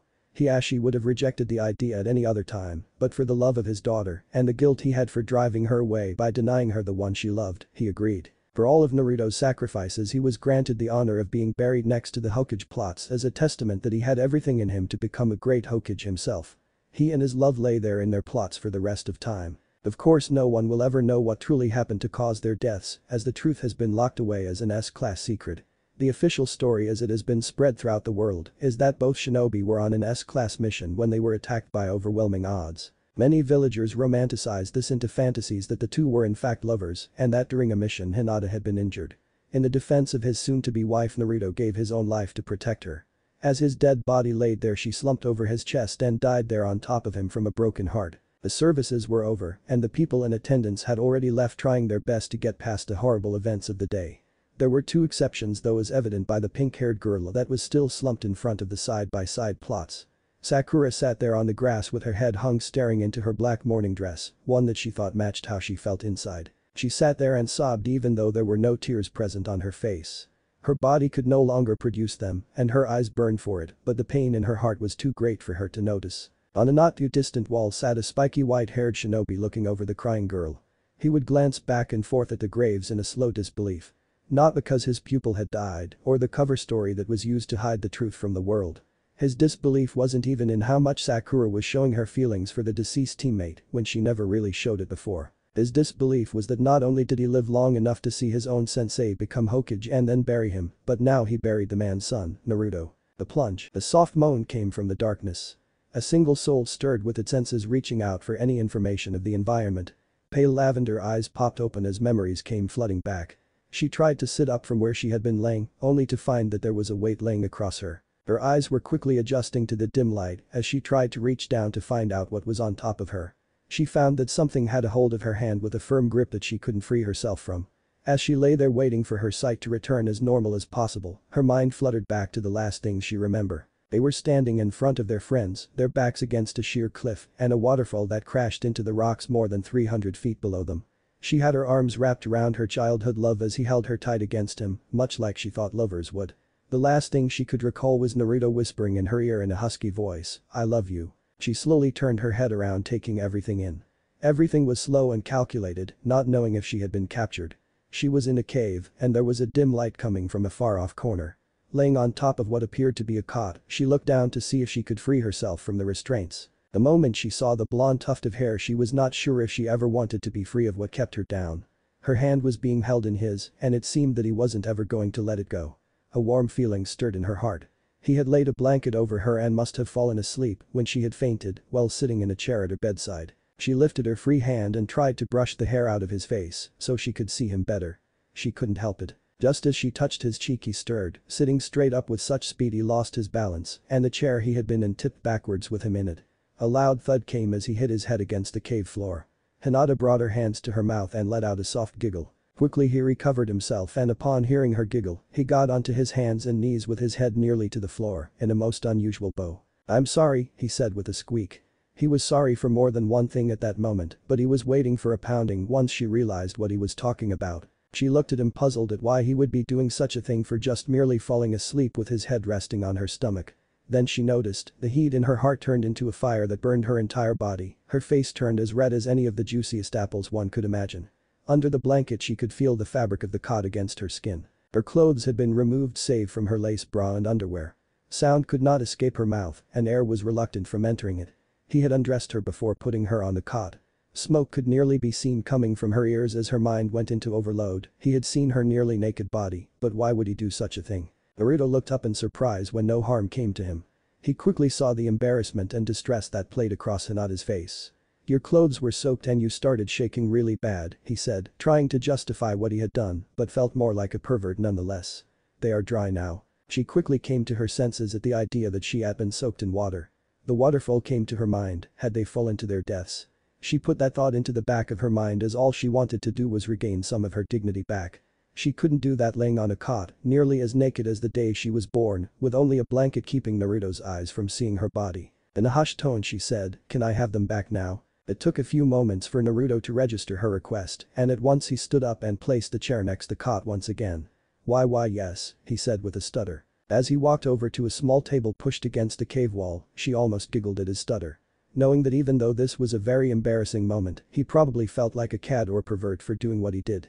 The redness did not leave her face, but she was beginning to think it sweet of him for trying to take care of her. He returned moments later and set a neatly folded stack of dry clothes on the chair next to her. "Here you go," he said in a shy voice. He walked off, "I will be right down here," to give her a little privacy. Naruto walked down the natural corridor to the opening of the cave, a look of disillusion swept across his face as he watched events taking place in front of him. It was not long before Hinata made her way to the blonde while he was leaning against the cave wall looking out over the world. Lost in thought over all that had happened in what seemed like just a few minutes from then until now. Emotions ran high and raw with Naruto's words from when they were standing at the top of the falls. As she walked closer to the edge of the cave she saw a sight that sent her grip on reality nearly over that same edge. Naruto put out his arm to catch her from spilling out of the cave and into the watery rocks below. Just then she remembered he was standing there, seeing what she saw. "We really are dead, aren't we?" she said in a low panicked voice. Her clothes lay scattered and torn across the river beach with what could only be described as parts of her body. Blood still stained the sand and was a stark contrast to the clear blue river water that lapped at it to wash it all clean. Then she saw bits and pieces of Naruto's clothing in with hers and knew more than likely some of the body parts were also him. Naruto looked over to her and had a cheeky grin on his face. "Yes we are," as all it took to bring Hinata's attention back to him. Looking back at his past friends recovering the pieces that had once been their bodies he said almost jokingly, "Not the way I ever pictured I would die. I always thought it would have been in a great battle where all that the enemy could do was overpower me through sheer numbers and still I would have nearly killed them all." He looked back at her and her face did something he had never seen in his life. Normally her face would blush and you would see the blood rush to her head, now it looked as if all of that was turned off and her pale skin was drained of every last drop of life. It was only then that he erupted in laughter and her face lit up with shock. It took a moment before he regained control of himself and by that time when he looked at Hinata, he could see a hint of anger in her eyes, as if she thought he was making fun of her. With the realization that she was upset he went to explain, "Those dead bits down there will be known as Naruto Uzumaki and Hinata Hyuga. Although we are standing here right now. I set it all up last night as you were sleeping. This cave is an interrogation hideout that Jiraiya used for the Konoha spy network. During my 2.5 years away training we came here a few times while he was working. This cave has a seal on it that doesn't allow prying eyes to see or hear inside. That is why our friends below cannot smell, sense, or even sees us. Even Kakashi's Sharingan cannot see through this seal. Last night I took our last sets of clothes and came here. At the other end of this cave is a tunnel system that leads to a graveyard. That is where the two volunteers came in." Naruto pointed down at the pile of broken body bits the teams were collecting. "From this point on we will be known as dead and we must accept this and change our identities accordingly." Hinata remained quiet as Naruto explained things to her, just letting it seep in as she watched her once loved friends down below. Most everyone walked around with heavy shoulders as they tried to find parts of the bodies that were big enough to burn so there would be little trace of who had perished here. Clothing was gathered and even removed from the body parts to be taken back for burial and as evidence to friends and family that their loved ones had perished. Off on the grass, more near a tree line is what appeared to be a pink and blonde mound. Right away Hinata knew that it was Sakura being held and comforted by Ino. Sakura looked like she had been crying for hours. Then the strangest thing drew her attention at the scene below. It was Shikamaru standing at the water's edge and looking up at the waterfall. With what would have normally appeared as someone swatting a bug that flew by their head, he was actually waving casually at them. A gasp escaped Hinata as she asked, does he really know? Naruto looked back down at Shikamaru and smiled, yeah, I figured he would. While we were on top of the waterfall he had more than a chance to stop us. He could have taken control of our shadows and we would already be on our way back to Konoha. He didn't though, so it seems to me he knew we would survive and was allowing us to do so. He has always been a great friend of mine and for his caring here, I will always be indebted to him. Naruto took Hinata's hand into his own and started to lead her away. He hated to do it, but their past lives were better off behind them. Come on, there is a lot we have to do and it is a long walk to get out of here. Hinata let him lead her back to where she had first woken up so they could retrieve their remaining things. She looked back quickly as the light from the corridor faded from view, knowing that their past was behind them and they were now free to start a new life. He led her through the winding caverns for what seemed like hours. He talked about how he had set everything up the night before and about what Jiraiya had done here in the past, while Naruto learned some of the gory parts of the shinobi world. Eventually, and to Hinata, thankfully they arrived at a rock door that led them out into a sparsely kept graveyard. Due to the dim light they had used to travel through the cave system, it took a few minutes for their eyes to adjust to the late afternoon sun. Looking around and not knowing where they were, Hinata begged the question, where are we going to go? With no description, Naruto looked at the pale-eyed lavender princess and smiled with his response, home. A week and a half had passed by with nearly no incident at all, aside from a few wild animals. Naruto had insisted on staying off the roads and trails for a while longer to let news spread about their untimely deaths. During some nights they would listen to camp caravans from the shadows for news. They had heard that the official details of their deaths were due to an S-rank mission that they were assigned to together. Much to Hinata's embarrassed delight, the unofficial rumored story involved acts of heroism where Naruto would save her at the expense of his own life and she had died lying next to him of a broken heart. She would giggle about it from time to time and Naruto would blush back at her. They were nearing a trade village and felt that it would be okay for them to walk out in public once again. The day before they would enter the village they laid out their plans and attempted to make themselves presentable. Since Naruto had used their spare clothing for the now dead Naruto and Hinata, they only had the clothes they wore on their back. This had annoyed Hinata to travel as such, but she did try to clean and dry them any time that they stopped for the evening. Naruto did the same as well, but had been used to it during his travels while training with the great sage. Hinata went to a small pond to bathe and wash her clothing before they decided to settle down for the night. Naruto created several dozen shadow clones to keep an eye around the pond while she did so and promised none of them would be so perverted as to peep on her. While she did that, Naruto set out on his next task, that was to make it look as convincing as possible that they were not the recently famous dead shinobi. He had made a list in his head of what they would need to blend in and he began checking them off. Money had already been checked off, they had both a great deal of it, which for Hinata was not surprising since she was the Hyuga clan heiress. Naruto on the other hand had an even larger sum and he attributed it to all the missions he had gone on with Jiraiya and then the continuous fighting he had done since he returned. He just didn't have time to spend any lately. Next would have been supplies, but for all the time they were on the run and in hiding those had amounted to nothing, something they would have to rectify once they were in the village. They also would need new names as Naruto's was not common in the first place and that would make their identities easily discovered. Naruto had chosen to use his father's name of Minato, while Hinata wanted her name to mean something in their new life together, so hers would become Suki, for the very reason she left her old home in the first place. They had even practiced for an hour calling each other their new names, so there would be little chance of a slip-up. They had altered their clothes by removing identifying patches. Naruto discarded his jumpsuit top and chose to wear just his black t-shirt and removed his leg wrappings for good measure. Hinata had made more drastic changes to her outfit in the way she had removed the sleeves and hood from her jacket, effectively creating a vest. She also had stored away her mesh armor as it was always a dead giveaway of being a kunoichi. The last thing on the list would be a history. Jiraiya had taught him well on this as part of the art of infiltration during his training. To integrate into a crowd or an established group you have to have a plausible and believable reason for being there. With a little thought he went to work nervously. Noticing a large rock in the clearing he began to cut at it with small wind chakra blades. He worked meticulously for hours until Hinata had returned. Hinata returned to camp to see Naruto fiddling with something small in his hands. By the look on his face he was concentrating very hard on what he was doing. Naruto knew that she was there as his clones had dispersed and passed on the information to him. With a happy and satisfied look he finally gazed at Hinata. Hi Hinata-chan, can you come here PP please? She started to walk over and noticed his stutter, something she was all too familiar with herself.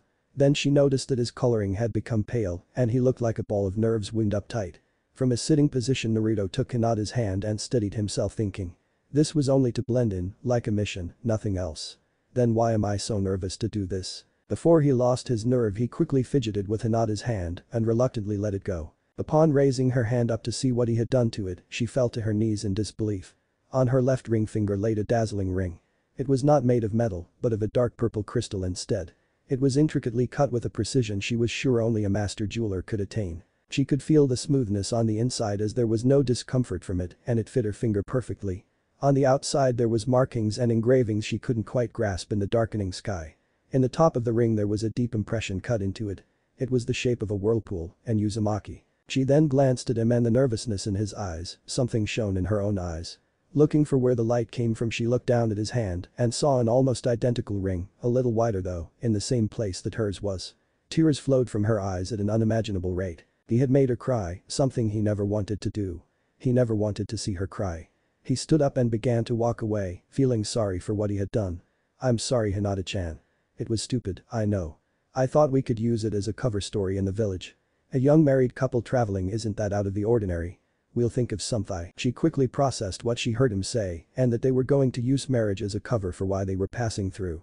It was not exactly what she was hoping for, but she was happy at the thought nonetheless. As he walked away she heard him say something about changing the idea and she leapt to her feet and ran to him before he could finish his sentence. She embraced him from behind wrapping her arms around him. Tears still rolling down her cheeks, "I think it is a great cover story. I am sorry I worried you with my tears, I have never been given something as beautiful as this in my entire life. Thank you Naruto-kun." He wasn't purposing to her, but she could live with the idea of being his wife, even if it was only pretend. The idea of him actually meaning it sometime in the future lifted her spirits even more. Happy that she appreciated what he had given her he suggested they get ready to retire for the night as they would have a busy day tomorrow getting supplies and resting for the long trip ahead. Both were fast asleep as the night got late and started to become early morning. In the bushes not far off while at a slow pace, 4 figures started to enter the camp. They took note of the young woman that was lying on a sleeping mat and thought of the money they would receive for selling her in the trade market after they had their way with her first. A few feet from her was a young man with bright blonde hair also asleep. They considered him expendable and moved in to make it so. One man raised a large sword above his head and brought it down point first into the blonde's chest right where the heart would be. Just then a loud pop had awakened Hinata from her slumber. Even a little blurry-eyed she could see 3 men standing over the mat that Naruto had been sleeping on, there was a sword impaled into the ground. As fast as she could she got to her feet and took a stance to defend herself against their attackers. As they rushed she sent her chakra to her hands while activating her Byakugan. The one that reached her first would be the first to drop for the night. With amazing reflexes she struck him in the right shoulder and left leg simultaneously. Her next 2 strikes caught the same man in the left shoulder as she ducked his swing at her with a follow-up strike to the neck. A strike to the neck sealed the deal as it disrupted his chakra flow to his head and severed the veins in the spine at the same time. If he was a trained ninja he may have survived. As the second and third man approached she swept the closest to the ground and upon coming up she brought her arms back and pumped enough chakra into her hands that they started to glow. Just as she was about to leap forward and strike the only one left standing at the moment, a set of arms appeared out of nowhere holding her arms behind her back. One arm had restrained her too, while a hand had pulled her hair forcing her head back. This caused an immense amount of pain disrupting her concentration on the chakra she was using in her hands. She let out a scream. Naruto was already on his way when he noticed his clone pop and entered the clearing where they had made camp. Not stopping at all he heard Hinata scream and saw the one large man was behind her. He was keeping her arms behind her back by hooking them with one of his large ones. 2 more men were approaching her and one had a very large sword. Naruto reached in his kunai pouch and in one seamless motion let 2 fly. The kunai flew through the air at blinding speeds, soundless until they hit their mark. One had hit the base of the sword with a loud clank forcing it out of the man's hands. The other had a more deadly target and that was seen when it sunk itself in the head of the other assailant, he was dead before he even knew it. The attacker that had lost his sword turned just in time to see Naruto launch himself at him. Naruto's arm was stretched forward and all that could be heard was his shout, Rasengan. The attack landed on the man's chest, throwing him into a nearby boulder with a sound that Naruto was sure nobody would survive. Seeing what had happened to his associates the man that now held Hinata had opted to release her hair in place of a knife at her throat. This infuriated Naruto to no end. "I'll give you one chance to let her go now before you end up like your friends over there," Naruto said to the coward that was hiding behind Hinata. "You go your way, we go ours, we forget about all of this." The man looked a little panicked but they were no friends of his. Just merely work associates. "Ha, you think that just because you know a few tricks, it don't mean I'm not going to be leaving without something for my troubles. She will fetch a good price with such soft smooth skin." Hell, I'll just have to sample the goods myself. That sent Naruto over the edge. He pointed his finger at the man behind Hinata. Let go of my wife. Why did I say that? Was it because of their cover story? Why have these thoughts been coming into my head? These thoughts lingered in the back of his mind for the moment in large part due to his focus on rescuing Hinata from the man in front of him. It was then that it clicked in her head. She knew right then what was happening in Naruto's head. His emotions were coming through in raw form. He was holding himself back from reaching out to her, even though he knew how she felt for him. For what reason she didn't know, but she was going to help him. She was going to be the one to save him. Her face softened into a smile as she knew that she would be alright, he would protect her.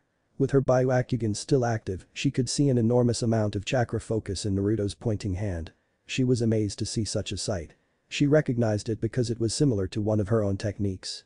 Then it released. It was almost thin enough to not be seen by the naked eye, but she saw it as clear as day, and the speed was astounding. Naruto, with his pointed finger at the man, released a small amount of wind-infused chakra from his fingertip. Before the man could react, it passed within inches of Hinata's neck and struck the bottom of the knife blade, cleanly cutting it in half. It did not stop there and continued on to tear into the man's shoulder, nearly cutting it off. He dropped to the ground and was in shock instantaneously. With Hinata free, she ran to him and embraced him in a hug. No tears this time, but a smile upon her face as she knew what she had to do to save his emotions. He hugged her in return and spoke, "Let's get our bags. It is almost morning and we can make it to town for breakfast." When they separated, she looked into his eyes to see sincere relief and happiness that she was okay. They made it out to the road, leaving the bodies where they were. Their bags were on their backs and they were heading into a civilized village for the first time in almost a month. The young couple entered the village as the shops were opening. There was a sweet smell of pastries in the air as stands and restaurants prepared for breakfast. A small growl came from Hinata's stomach and they both looked down at it. A slight blush filled her cheeks while Naruto let out a small chuckle. "Well, I think I know where our first stop is." Hinata looked over at him with a small smile and nodded at the embarrassing announcement her body was giving them. It wasn't far before they found a small breakfast restaurant and sat down to eat. Although Naruto could have really gone for a few dozen bowls of ramen, he couldn't pass this up when he saw Hinata's face nearly explode at the sight of pastries. The waiter brought them a large plate of cinnamon rolls and they began to disappear at an amazing pace, much to Naruto's surprise, by Hinata. They looked across what they could see of the village. It wasn't all that small and should be able to provide the supplies they needed. They went over their priorities and decided they definitely needed some new clothes first. After eating, they set out to look for shops that would provide them what they needed. Naruto was looking through some orange and blue jackets with a little bit of nostalgia when Hinata came up to his side to grab him by the arm and hold him close to her. She saw what he was looking at and with a small smile pulled him away. "Come on, Minato-kun, I know what you will look good in." But that she pulled him away. They spent the next few hours looking for clothes and traveling supplies. Naruto had never thought Hinata could have been a shopper, but he should have expected it after being on the run for a month. It was getting late in the afternoon and Naruto couldn't carry any more bags, even if he had extra arms. While trying to figure out how they were going to travel with all this stuff, Hinata led him to the local inn so they could put things away and finally get cleaned up. They were happy that no one questioned them and their story was readily accepted at the inn when they asked for a single room. After the woman behind the desk had seen their rings, she congratulated them and told them how wonderful it was to be a newlywed.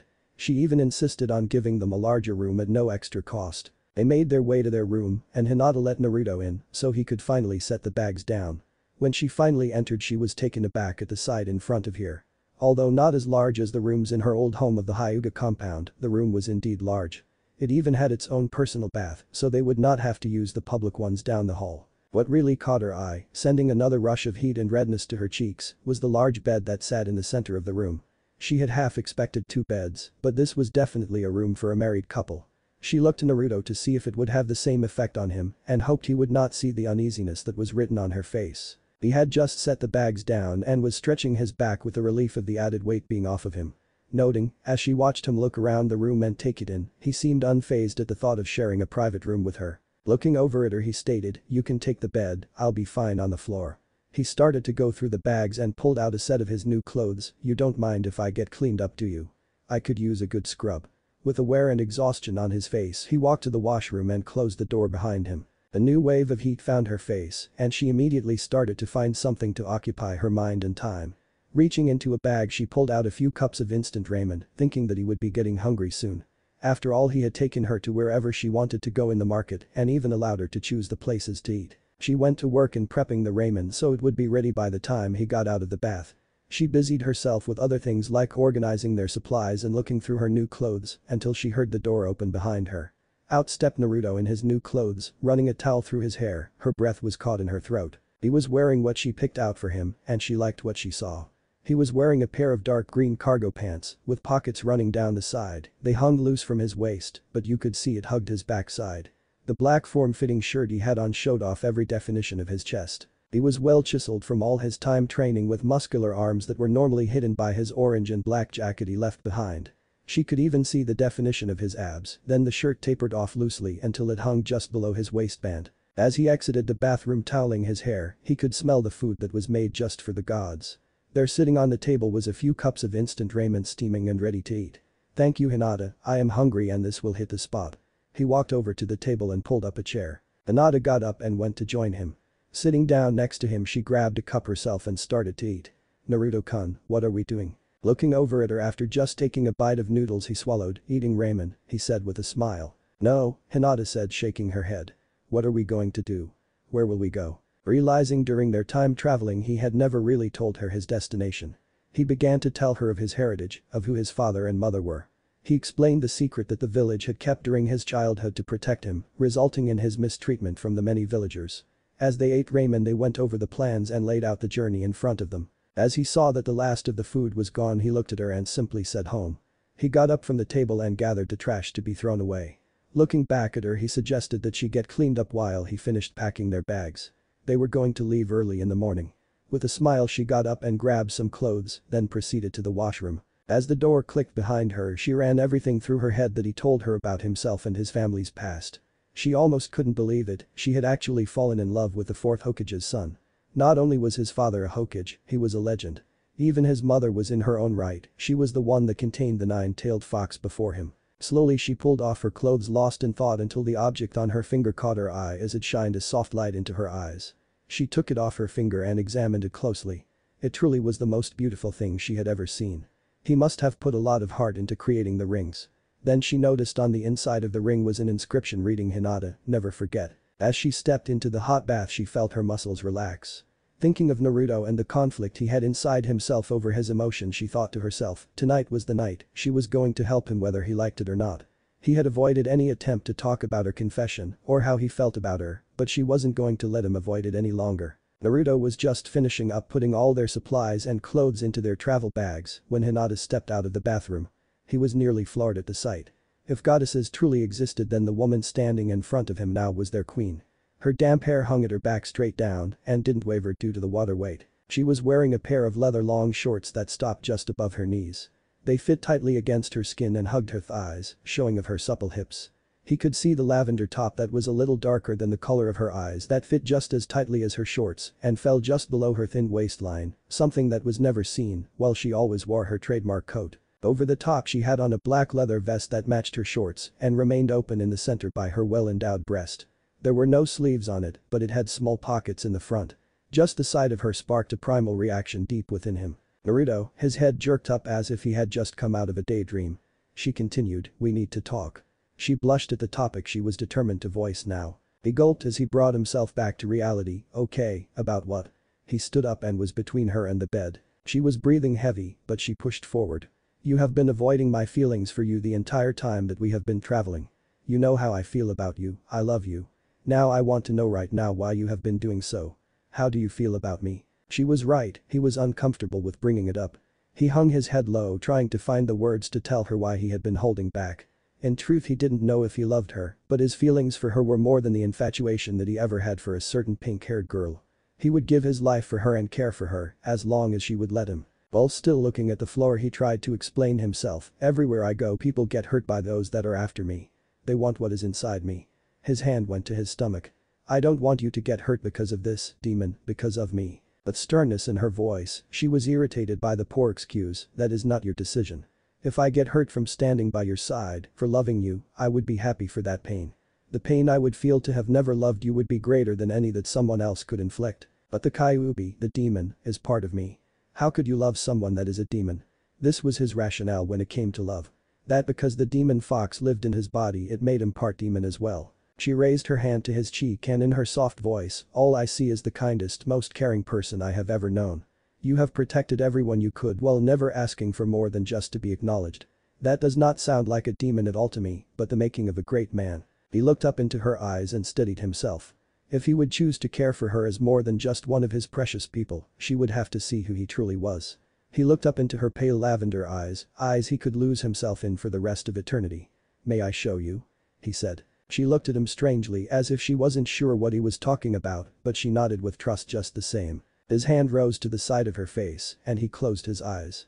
It was an instant later that darkness took hold of her. She stood there in darkness and looked around.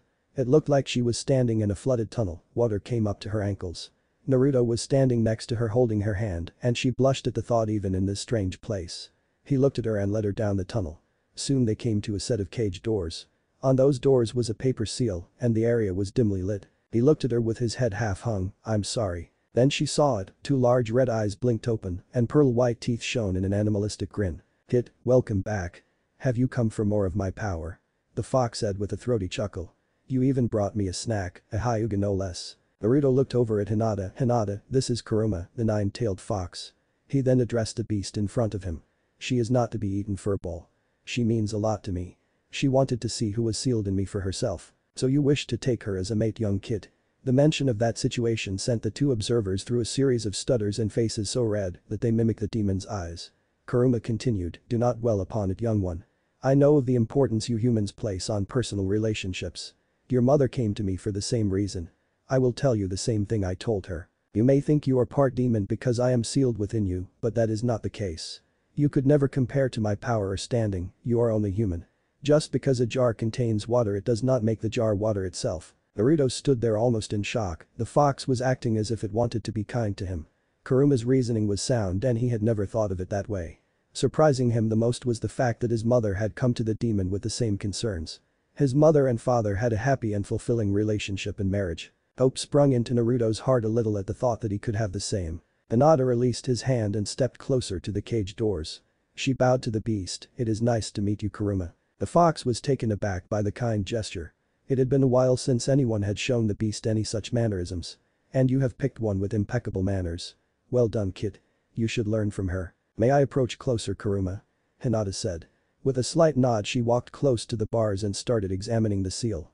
Turning to Naruto she said, "Your father was a genius to have come up with something like this." "Yes, Minato was very talented indeed. Much to my dissatisfaction it has kept me here and is stronger than before," Kuruma replied, sounding almost like it was complimenting Naruto's father. Naruto stood there in amazement as he saw the two interact. He had never imagined that the fox would be so cordial with someone in his mind. Hinata turned back to the fox and bowed. "It has been nice to meet you, Kuruma, and I do hope we can see each other again. Would you mind if I came back for a visit?" She started to walk back to Naruto's side and there was silence. As she got there she giggled a little as she saw Naruto was stupefied with his mouth hanging open. She lifted his chin to close his mouth and he looked at her. "Can we go now?" she said as she took his hand. He nodded again in disbelief at the short conversation that had taken place and he started their drift back to reality. "You may come back again, Hinata Hyuga, if you wish to speak to me," is the last thing they heard before they left Naruto's mind. Their eyes opened up at the same time and Naruto started to drop his hands from her face. Just then Hinata reached up and grabbed Naruto by the head, pulling him close to her. She kissed him on his soft lips, putting all her feelings into her boldest action yet. Taken by surprise Naruto fell backwards onto the bed, but Hinata was not to be denied, showing that he was the one she wanted and followed him without breaking the kiss. Naruto gave in and wrapped his arms around her waist, pulling her close to him and deepened the kiss. When they broke the kiss she looked down at him. "I love you and no manner of demon could possibly taint the man that I know is inside you." With a blush all his own that could nearly rival hers he looked into her eyes and became lost. "I will try my best to be what you see in me. It is getting late and we need to rest for the journey ahead." As he started to get up she stopped him. "Would you mind sharing this bed with me and hold me?" "Yes, as long as you are okay with it." He laid his head on the pillow and she snuggled up next to him, placing her head on his chest over his heart. While she lay there he wrapped his arm around her waist and played with her hair. She quickly fell asleep against his warmth and he drifted off with the idea that he could finally be happy with a family and have the love he has never experienced before. Konoha. 1 month after Naruto's death, Tsunade. The Hokage Tower has been rebuilt and Tsunade has made quick work of making sure it looks as it did before. There were piles of papers stacked on the desk and even piles against the walls. The Hokage sat in her chair facing out the window. The village was coming along well in the rebuild and was nearly 25% complete. Of course most of the buildings were homes and small shops, as the larger buildings were going to take more time. Many of the tents that once dotted the perimeter of the now-gone crater have been removed as people moved into new homes. The citizens had made it their priority to build the village better than it was before. She looked down at a small patch of green that was in the center of a residential area. The locals in that area had taken it upon themselves to build a statue of Naruto who had been seen in the park, often to play pranks, in his memory. Given the demand of her position, Tsunade hadn't had much time to grieve the loss of her favorite knucklehead ninja. When she did have a little free time, she thought of the special three that all held the same dream. Her younger brother Nawaki, her long-ago lover Dan, and her great-nephew and godson Naruto had all chased the dream of being in the position she now held. A position she would gladly give up to bring back even one of them at this moment. It seemed people needed her support and strength, but that didn't mean she didn't sometimes have an extra drink or two or three in their memory. After a night of light drinking, Tsunade had wandered outside the newly built walls. There had been a number of raiders and scavengers looking to loot the secrets of Konoha around the area. In a drunken stupor she walked into one of the looters' camps. By the time the patrols found her there was a heap of bodies piled up, surprisingly all alive, but she kept three awake, berating them about how pathetic they were in being shinobi. Shizune arrived just in time to see her teacher crying at the three, stating that if they didn't get stronger, they will never become Hokage, and they would die. She would then switch and slap them, telling them to give up their dream so that they may live. With a little help from Shizune, Tsunade made it back to the village to sleep it off, and to Ibiki's surprise, the largest group of looters and raiders had been captured that night due to one really drunk Hokage. There had been several attempts by foreign countries to send intelligence operatives into the city to assess their current strengths and weaknesses. This was the most pressing threat that they faced. They even had people attempt to find any deception in the rumors that Naruto Uzumaki had died. There was now a guard posted at the burial site of the two recently departed day and night. On a nightly walk, Kakashi had seen someone in the graveyard near the graves. He almost thought nothing of it until he heard someone grunting next to it. When he went to see who it was and what they were doing, he noticed they were trying to dig up what remained of Naruto and Hinata. Of course they were stopped, but that still put people on edge over the whole situation. When they asked Kakashi what he was doing in the area, he claimed to have been trying to do some research, and that was easily accepted as the amount of responsibility he was currently holding was immense. But the death of her longtime friend and teammate Jiraiya, their effective spy network, came to a grinding halt. Tsunade was quickly assessing any possible candidates to re-establish that much-needed resource. Konoha had a lot of enemies out there, and right now they were flying blind without the Toad Sage being their eyes. They had a few temporary Chunin taking the helm, and she had a great amount of confidence in them for their reconnaissance abilities, Shino, Aburam and Sai. She knew there would be no problem with Sai taking on the job permanently as he was an orphan and he was already a member of Anbu. Shino on the other hand was a surprise to her when he volunteered for the position, stating it was the best way he could serve his village and his family was honored for the selection. Sakura sat in her office with a stack of papers, not as large as the ones that would occupy Tsunade's desk, but she now knows how her teacher felt all the time. As the new political liaison to Suna, her workload is increased. Not only did she have to handle the personal relations between Konoha and Suna, but she also held classes in medical training. She understood why Tsunade had sent her, she had been in a constant state of depression since the recovery mission. It is supposed to be a temporary assignment, and she did enjoy the time away from Konoha while she situated her life and emotions. She got to spend some time with the Kazekage Gaara. He was a great friend and respected by Naruto, and they often talked about the blonde knucklehead. Shortly after arriving in Suna, Gaara had taken her out personally to show her around the Sand Village. He even went as far as taking her out to dinner, which she felt she had ruined. After the meal, while talking the night away over their desert, she broke down in front of everyone in the restaurant. By the look on Gaara's face, she was sure he would have sent her back to Konoha and asked for a replacement. To her surprise, he hadn't helped her the entire time. He always seemed to make free time for her when she needed to talk to someone. It was getting late in the evening and she could only look at the time. She had decided to stay in the office late instead of going to home. She had a late meeting with the Kazekage to discuss some personal relations regarding the two villages. When asked if she could reschedule to the next day, he was adamant that it had to be tonight as his schedule was booked for the remainder of the week. It was about 10 minutes before the meeting and she got up and started her way to the 4th floor where Gaara's office was. On her way, she wondered how everything was going in Konoha and how much the city had been rebuilt.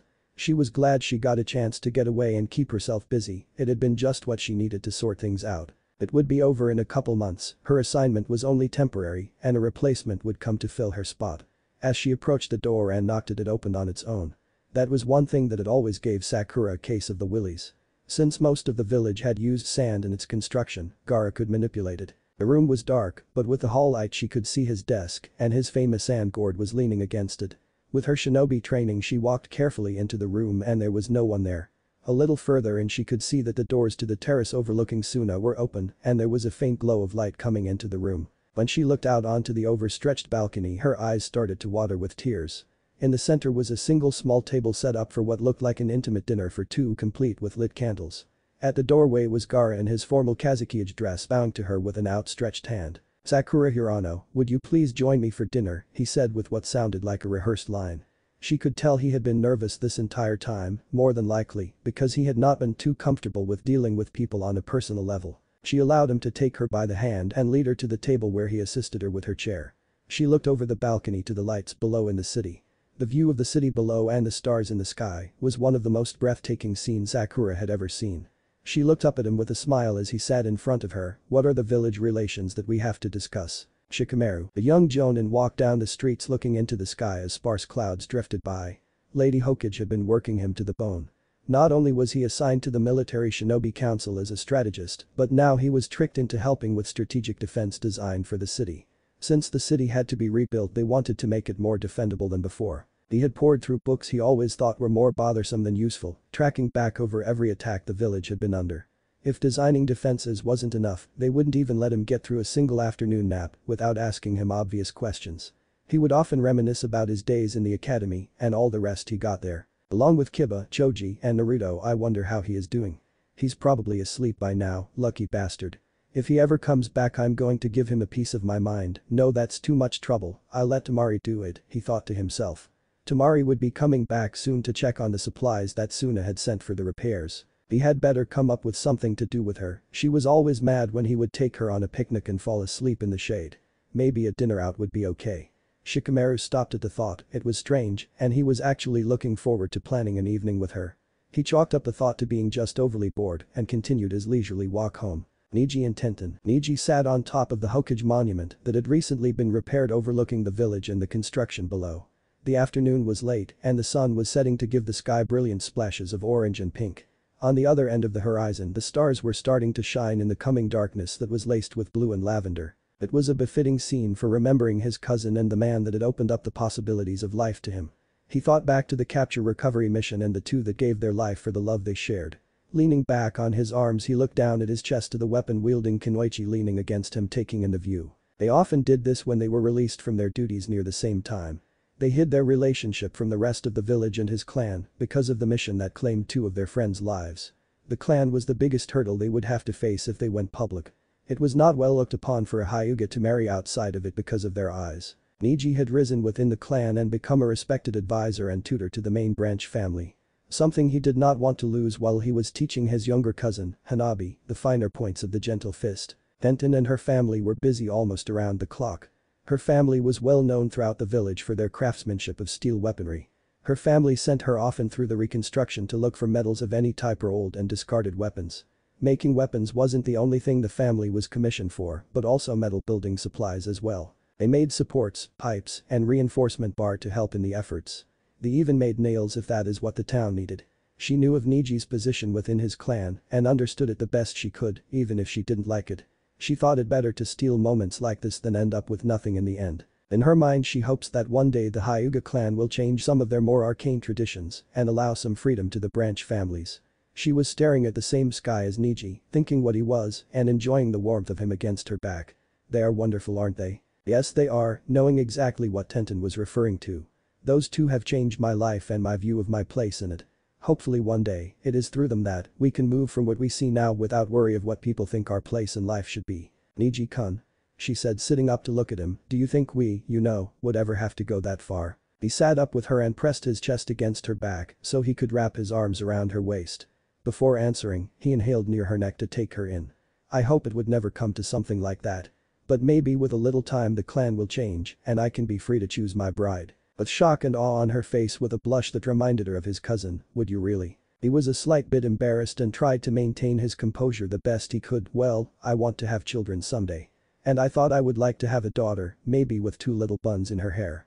He raised his hand to the side of her face and lifted it up to his to give her a gentle and passionate kiss. She knew he was teasing about the buns remark, after all he poked fun at them occasionally while they were on the same team.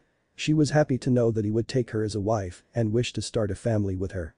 "Thank you Naruto, you brought out the best in him," she thought as she returned the kiss in full. The lights in the newly constructed building were out. The only thing that lit the rooms were the dusk light that still came through the windows.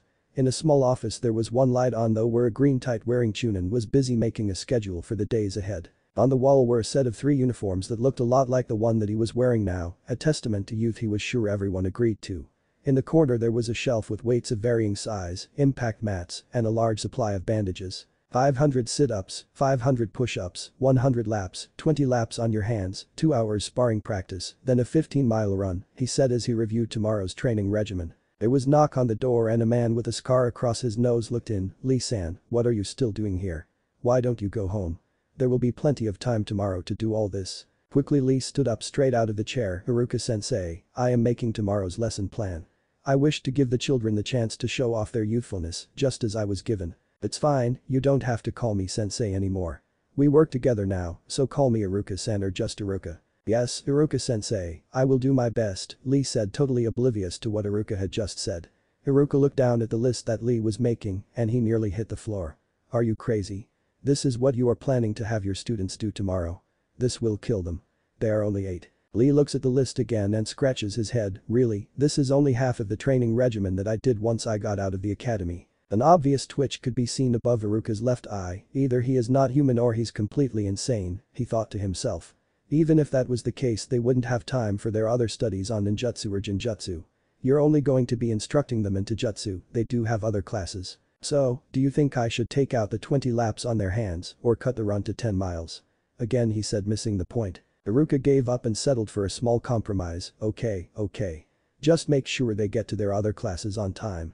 And make sure they are awake enough to learn something." Giving his best youthful thumbs up pose he responded, "Yes Iruka-sensei, after they finish my class you will be able to see their youthfulness shine through." Iruka shook his head as he began to close the door. As he did so he noticed the small green spandex suits that looked a lot like the one Lee was wearing. Someone better help the world, he is actually trying to make living clones of himself, he thought as he left Lee in the room alone once again. While a lot of her friends spent most of their time within the village, Ino on the other hand was spending a lot of time just outside of it. Because of her family's specialization in mental transference techniques, she was spending a lot of time with Ibiki. The Intel division sat just outside of the walls and she was training in the art of information recovery. It was a difficult and horrible process to learn, especially in the beginning. Her first day was to watch Ibiki work a guy over with various tools and jutsus. She swore that Ibiki could cut a person up with just as much precision as a surgeon while still keeping the patient alive and awake. She had nightmares for the first week at the thought of what they did to the prisoners. This was of course only at first until she heard confessions. It would be 2 weeks later until she knew this is what she wanted to do to help the village in its effort to protect the people from those who would seek to do it harm. Normally her signature jutsu would allow her to enter an individual's mind and control that person. Now she was learning how to enter a person's mind to retrieve their memories. She could also peer into their imaginations, hopes, and dreams. One day, while she was trying to perfect her technique without exhausting herself, she could see the horrible things that the prisoner was there to do. Pillaging had not been the intent of the group's activities. They were there to capture women and young girls who demonstrated bloodline traits, and a particular individual had ulterior motives as well. Throughout his life he had been a pedophile rapist. The images of dozens of young girls being put through his twisted form of pleasure flashed through her mind. He had the same plans for any young girl he had captured in Konoha. So sickened by this man, whose mind she was in, she tortured him from the inside, implanting images of the deepest pain she could ever imagine into him. She also implanted images of his dismemberment and subsequent death, thus shattering his consciousness, leaving him in a comatose state. When she withdrew from his mind all she could do was pull her knees to her chest and cry. Her father, out of concern for his daughter, checked the man's mind and found a shattered mess, along with images that would have brought Ibiki to his knees. Most days her training left her drained, but today she was surprisingly in a good mood. A lot of people were interrogated today, and they would be tried for their crimes within a week. Punishments came quick while the village was in repair. Today she felt pretty, a little outgoing, and in high spirits. She had a perfume on that was made from a flower only her family grew. It was not the best one she had, but it held a deep meaning for her. She decided to walk through the village in the business district, like she had no destination in mind, but if you could see it, there was definitely a destination with a specific person in mind. Hiba and Choji, 2 young shinobi, had decided to play catch-up after work at one of their favorite eateries. It had been one of the first shops that was rebuilt after the invasion and ultimate destruction of the village. Thanks to a blonde knuckle-headed ninja, the place has seen more business in the last month than they typically would see in a year. The shop was expanded to accommodate 8 new seats at the bar and even placed tables outside to hold more guests. There was also an expansion project to extend the front to enclose it all in. Akamaru lay at the end of the bar while the two talked about the projects they were involved with. The Akamichi clan was in charge of the land reformation project. They were one of the first ones commissioned to start filling in the crater and making the land usable for construction, along with resources such as food and water supplies. While Choji was on his 8th bowl of ramen, Kiba was explaining that his family was also assigned to resource management and development. They were just working in different manners. But the talent for animal husbandry and extensive knowledge of the local fauna, they were to rebuild the village's wildlife populations, as well as a meat supply for the villagers. Most of the food resources they were currently consuming were aid supplies received from other regions around the Land of Fire, with a large chunk of it coming from Suna. As they were talking, Kiba stopped mid-sentence, smelling something as it came off the afternoon air. Even Akamaru perked his head with a slight whimper to let Kiba know that he smelled it too. With a quick glance to Choji, he excused himself, saying that he had to be somewhere right now. Kiba quickly wandered through the village alley, sniffing the entire way. As he rounded a corner, something grabbed him by his jacket, pulling him in. With a surprise, he was thrown against a wall nearly hard enough to knock him out. Before he could regain his breath, he felt a pair of lips take his forcefully, pushing him deeper into the wall. As the kiss broke, Kiba opened his eyes. With a grin, he took in the ponytailed blonde. The animal instinct in him took hold and he grabbed her sharply by the hips, pulling her toward him again, making their hips slam together to return her kiss just as forcefully.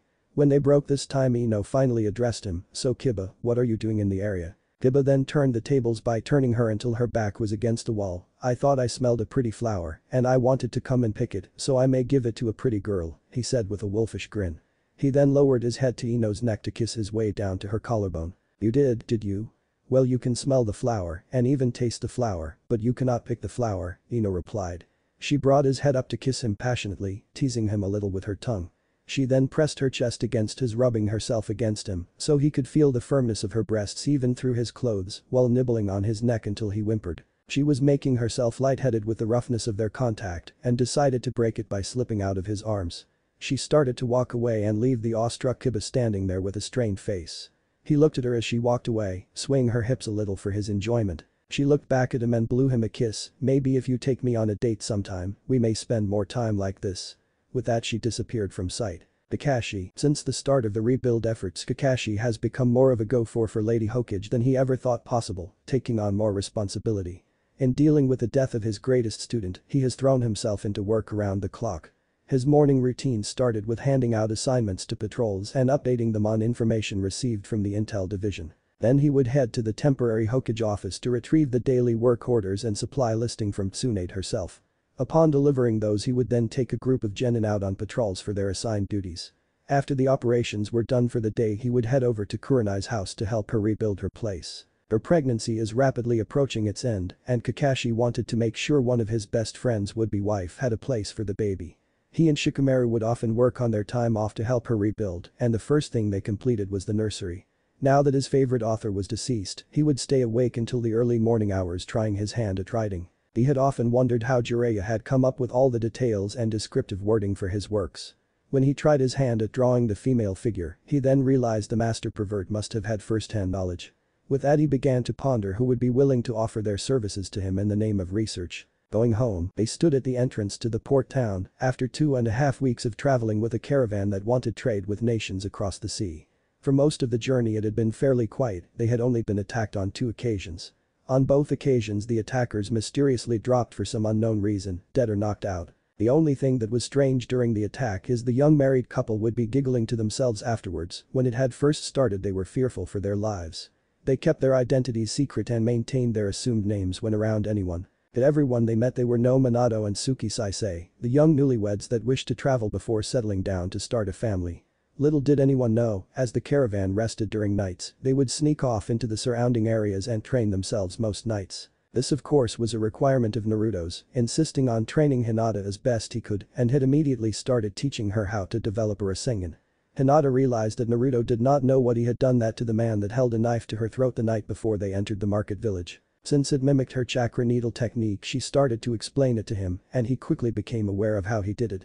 He was developing the chakra needles and infusing them with his wind affinity, creating more of a deadly attack. To him it was similar to what the wind release. Rasengan was but on a much smaller scale and an elongated length. Hinata continually impressed Naruto with how quickly she developed new skills. By the time morning came, the people traveling in the caravan would only have seen a happy couple asleep in a single sleeping bag with her head resting over his heart. Hinata glanced over at the love of her life and the look on his face melted her heart. He had that boyish grin he had become known for due to the impatience that ran through his body. He held himself back the entire trip wanting to stick to the story of just being civilians, even though it nearly killed him inside to be traveling so slowly. Naruto had definitely changed through the years, growing into a man that more often took the time to think before he leapt. Pulling him out of his daydream, she took him by the hand and started to lead him into the town, often choosing to walk this way.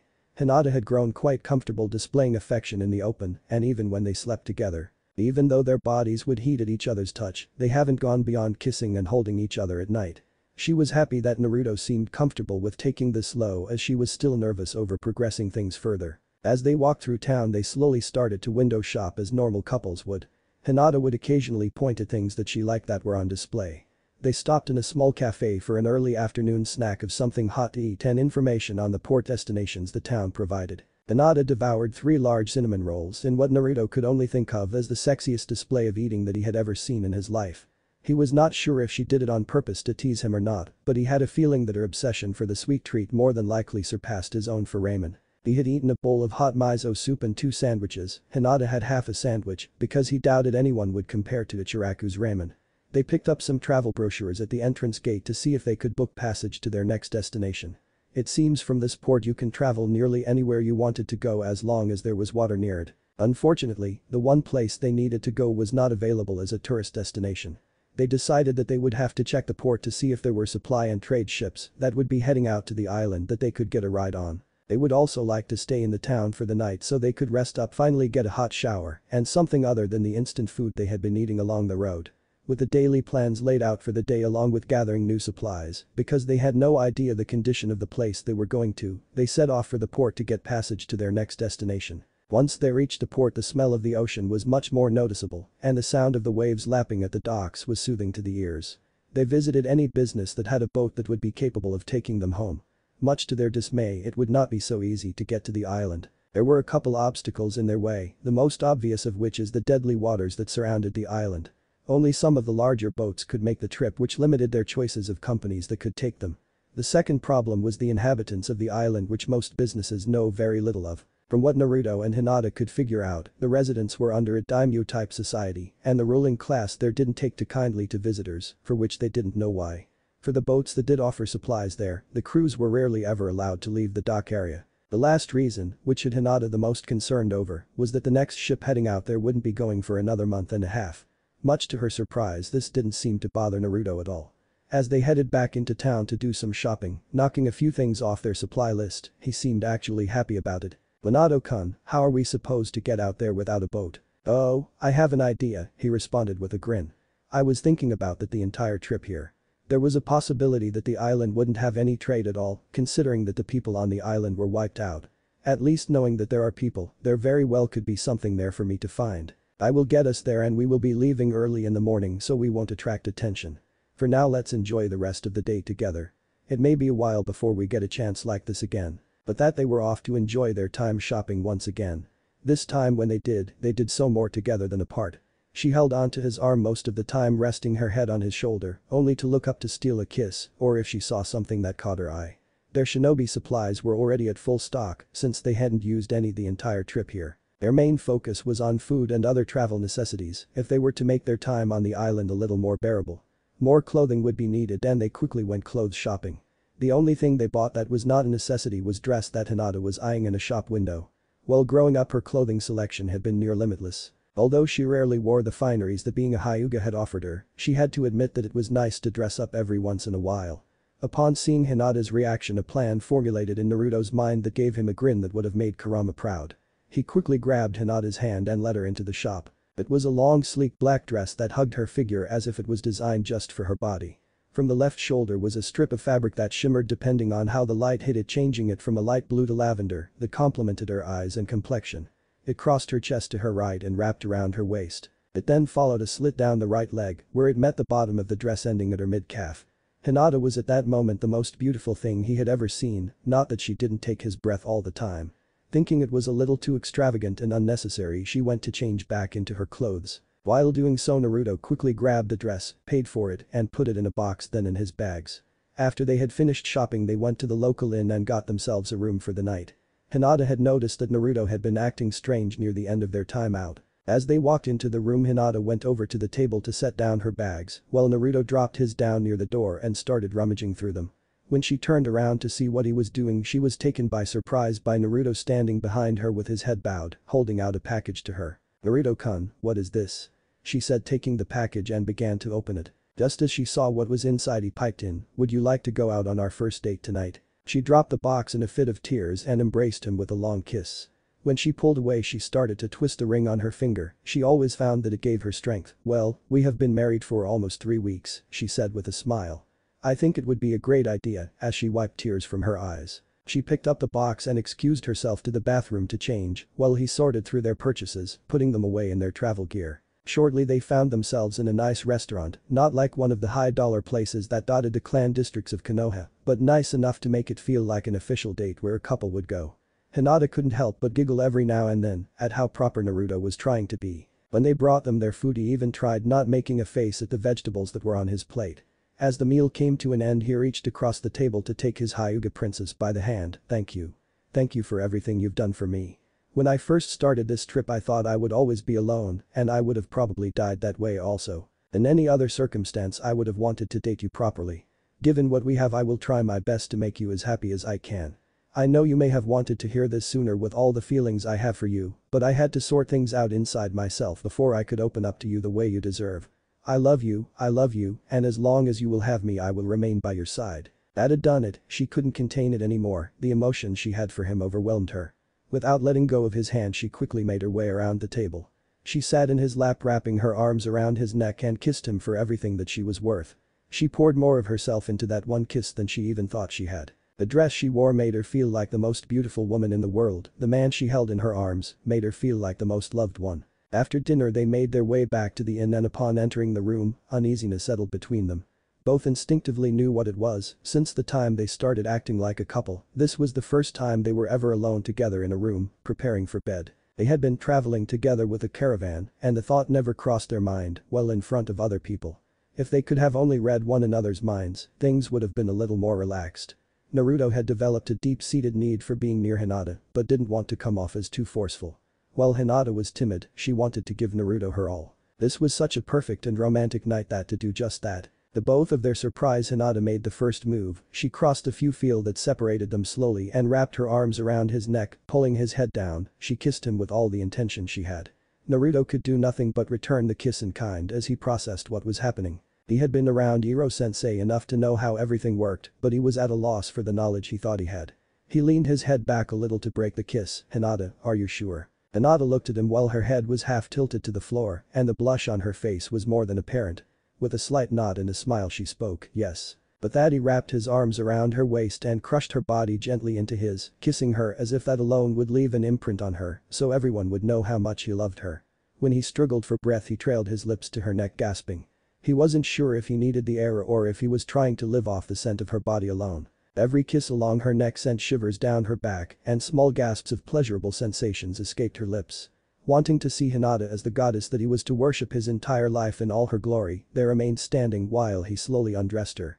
He lowered the strap on her left shoulder first as he kissed where the material had been, while she pulled her arm from it. His mouth made its way to the opposite side just to repeat the actions, so he could again capture her mouth. She was watching him, excited by how delicate he was treating her and how his hands felt across her bare skin. Every time his kiss would come across a sensitive spot, her hands would tighten, grabbing the back of his shirt. This was all new to her, and she loved the way he made her feel. She had almost lost it when he placed his hands at her side to grab the fabric of the dress and move it down her body.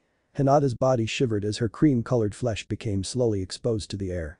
As the dress was going down, so was her beloved, trailing his soft lips across her naked body, causing her to become rigid with desire only to relax due to the heat he built inside of her. He was on one knee now, and she could see the top of his head as he was trailing kisses up her thigh, stopping just for a moment to pay particular attention to the area where the thigh met her hip.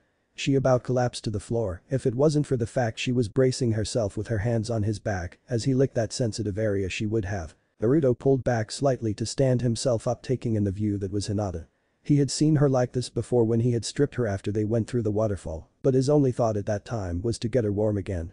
Now was completely different, she seemed like a siren, calling out to him with her body.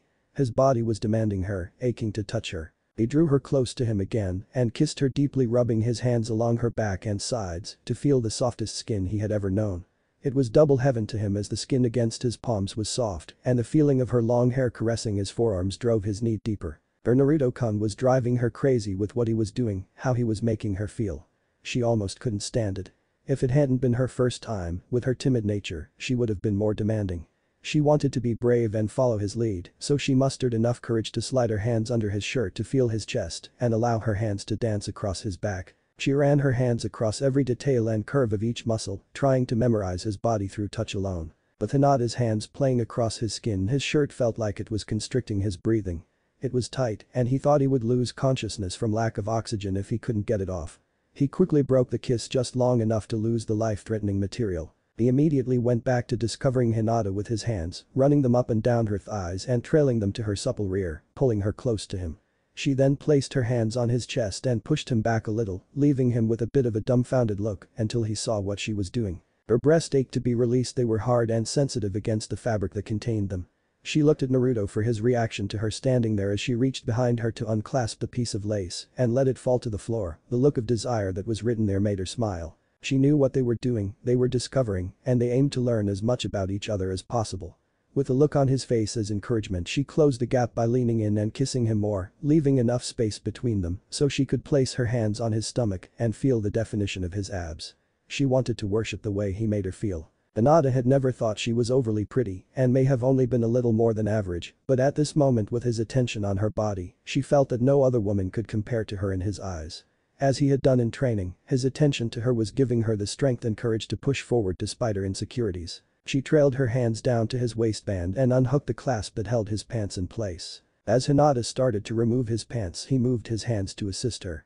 In what seemed like an eternity, they both looked down at him becoming exposed. There was a great relief of pressure as his pants were pushed away, releasing him from the confining material that kept him bound.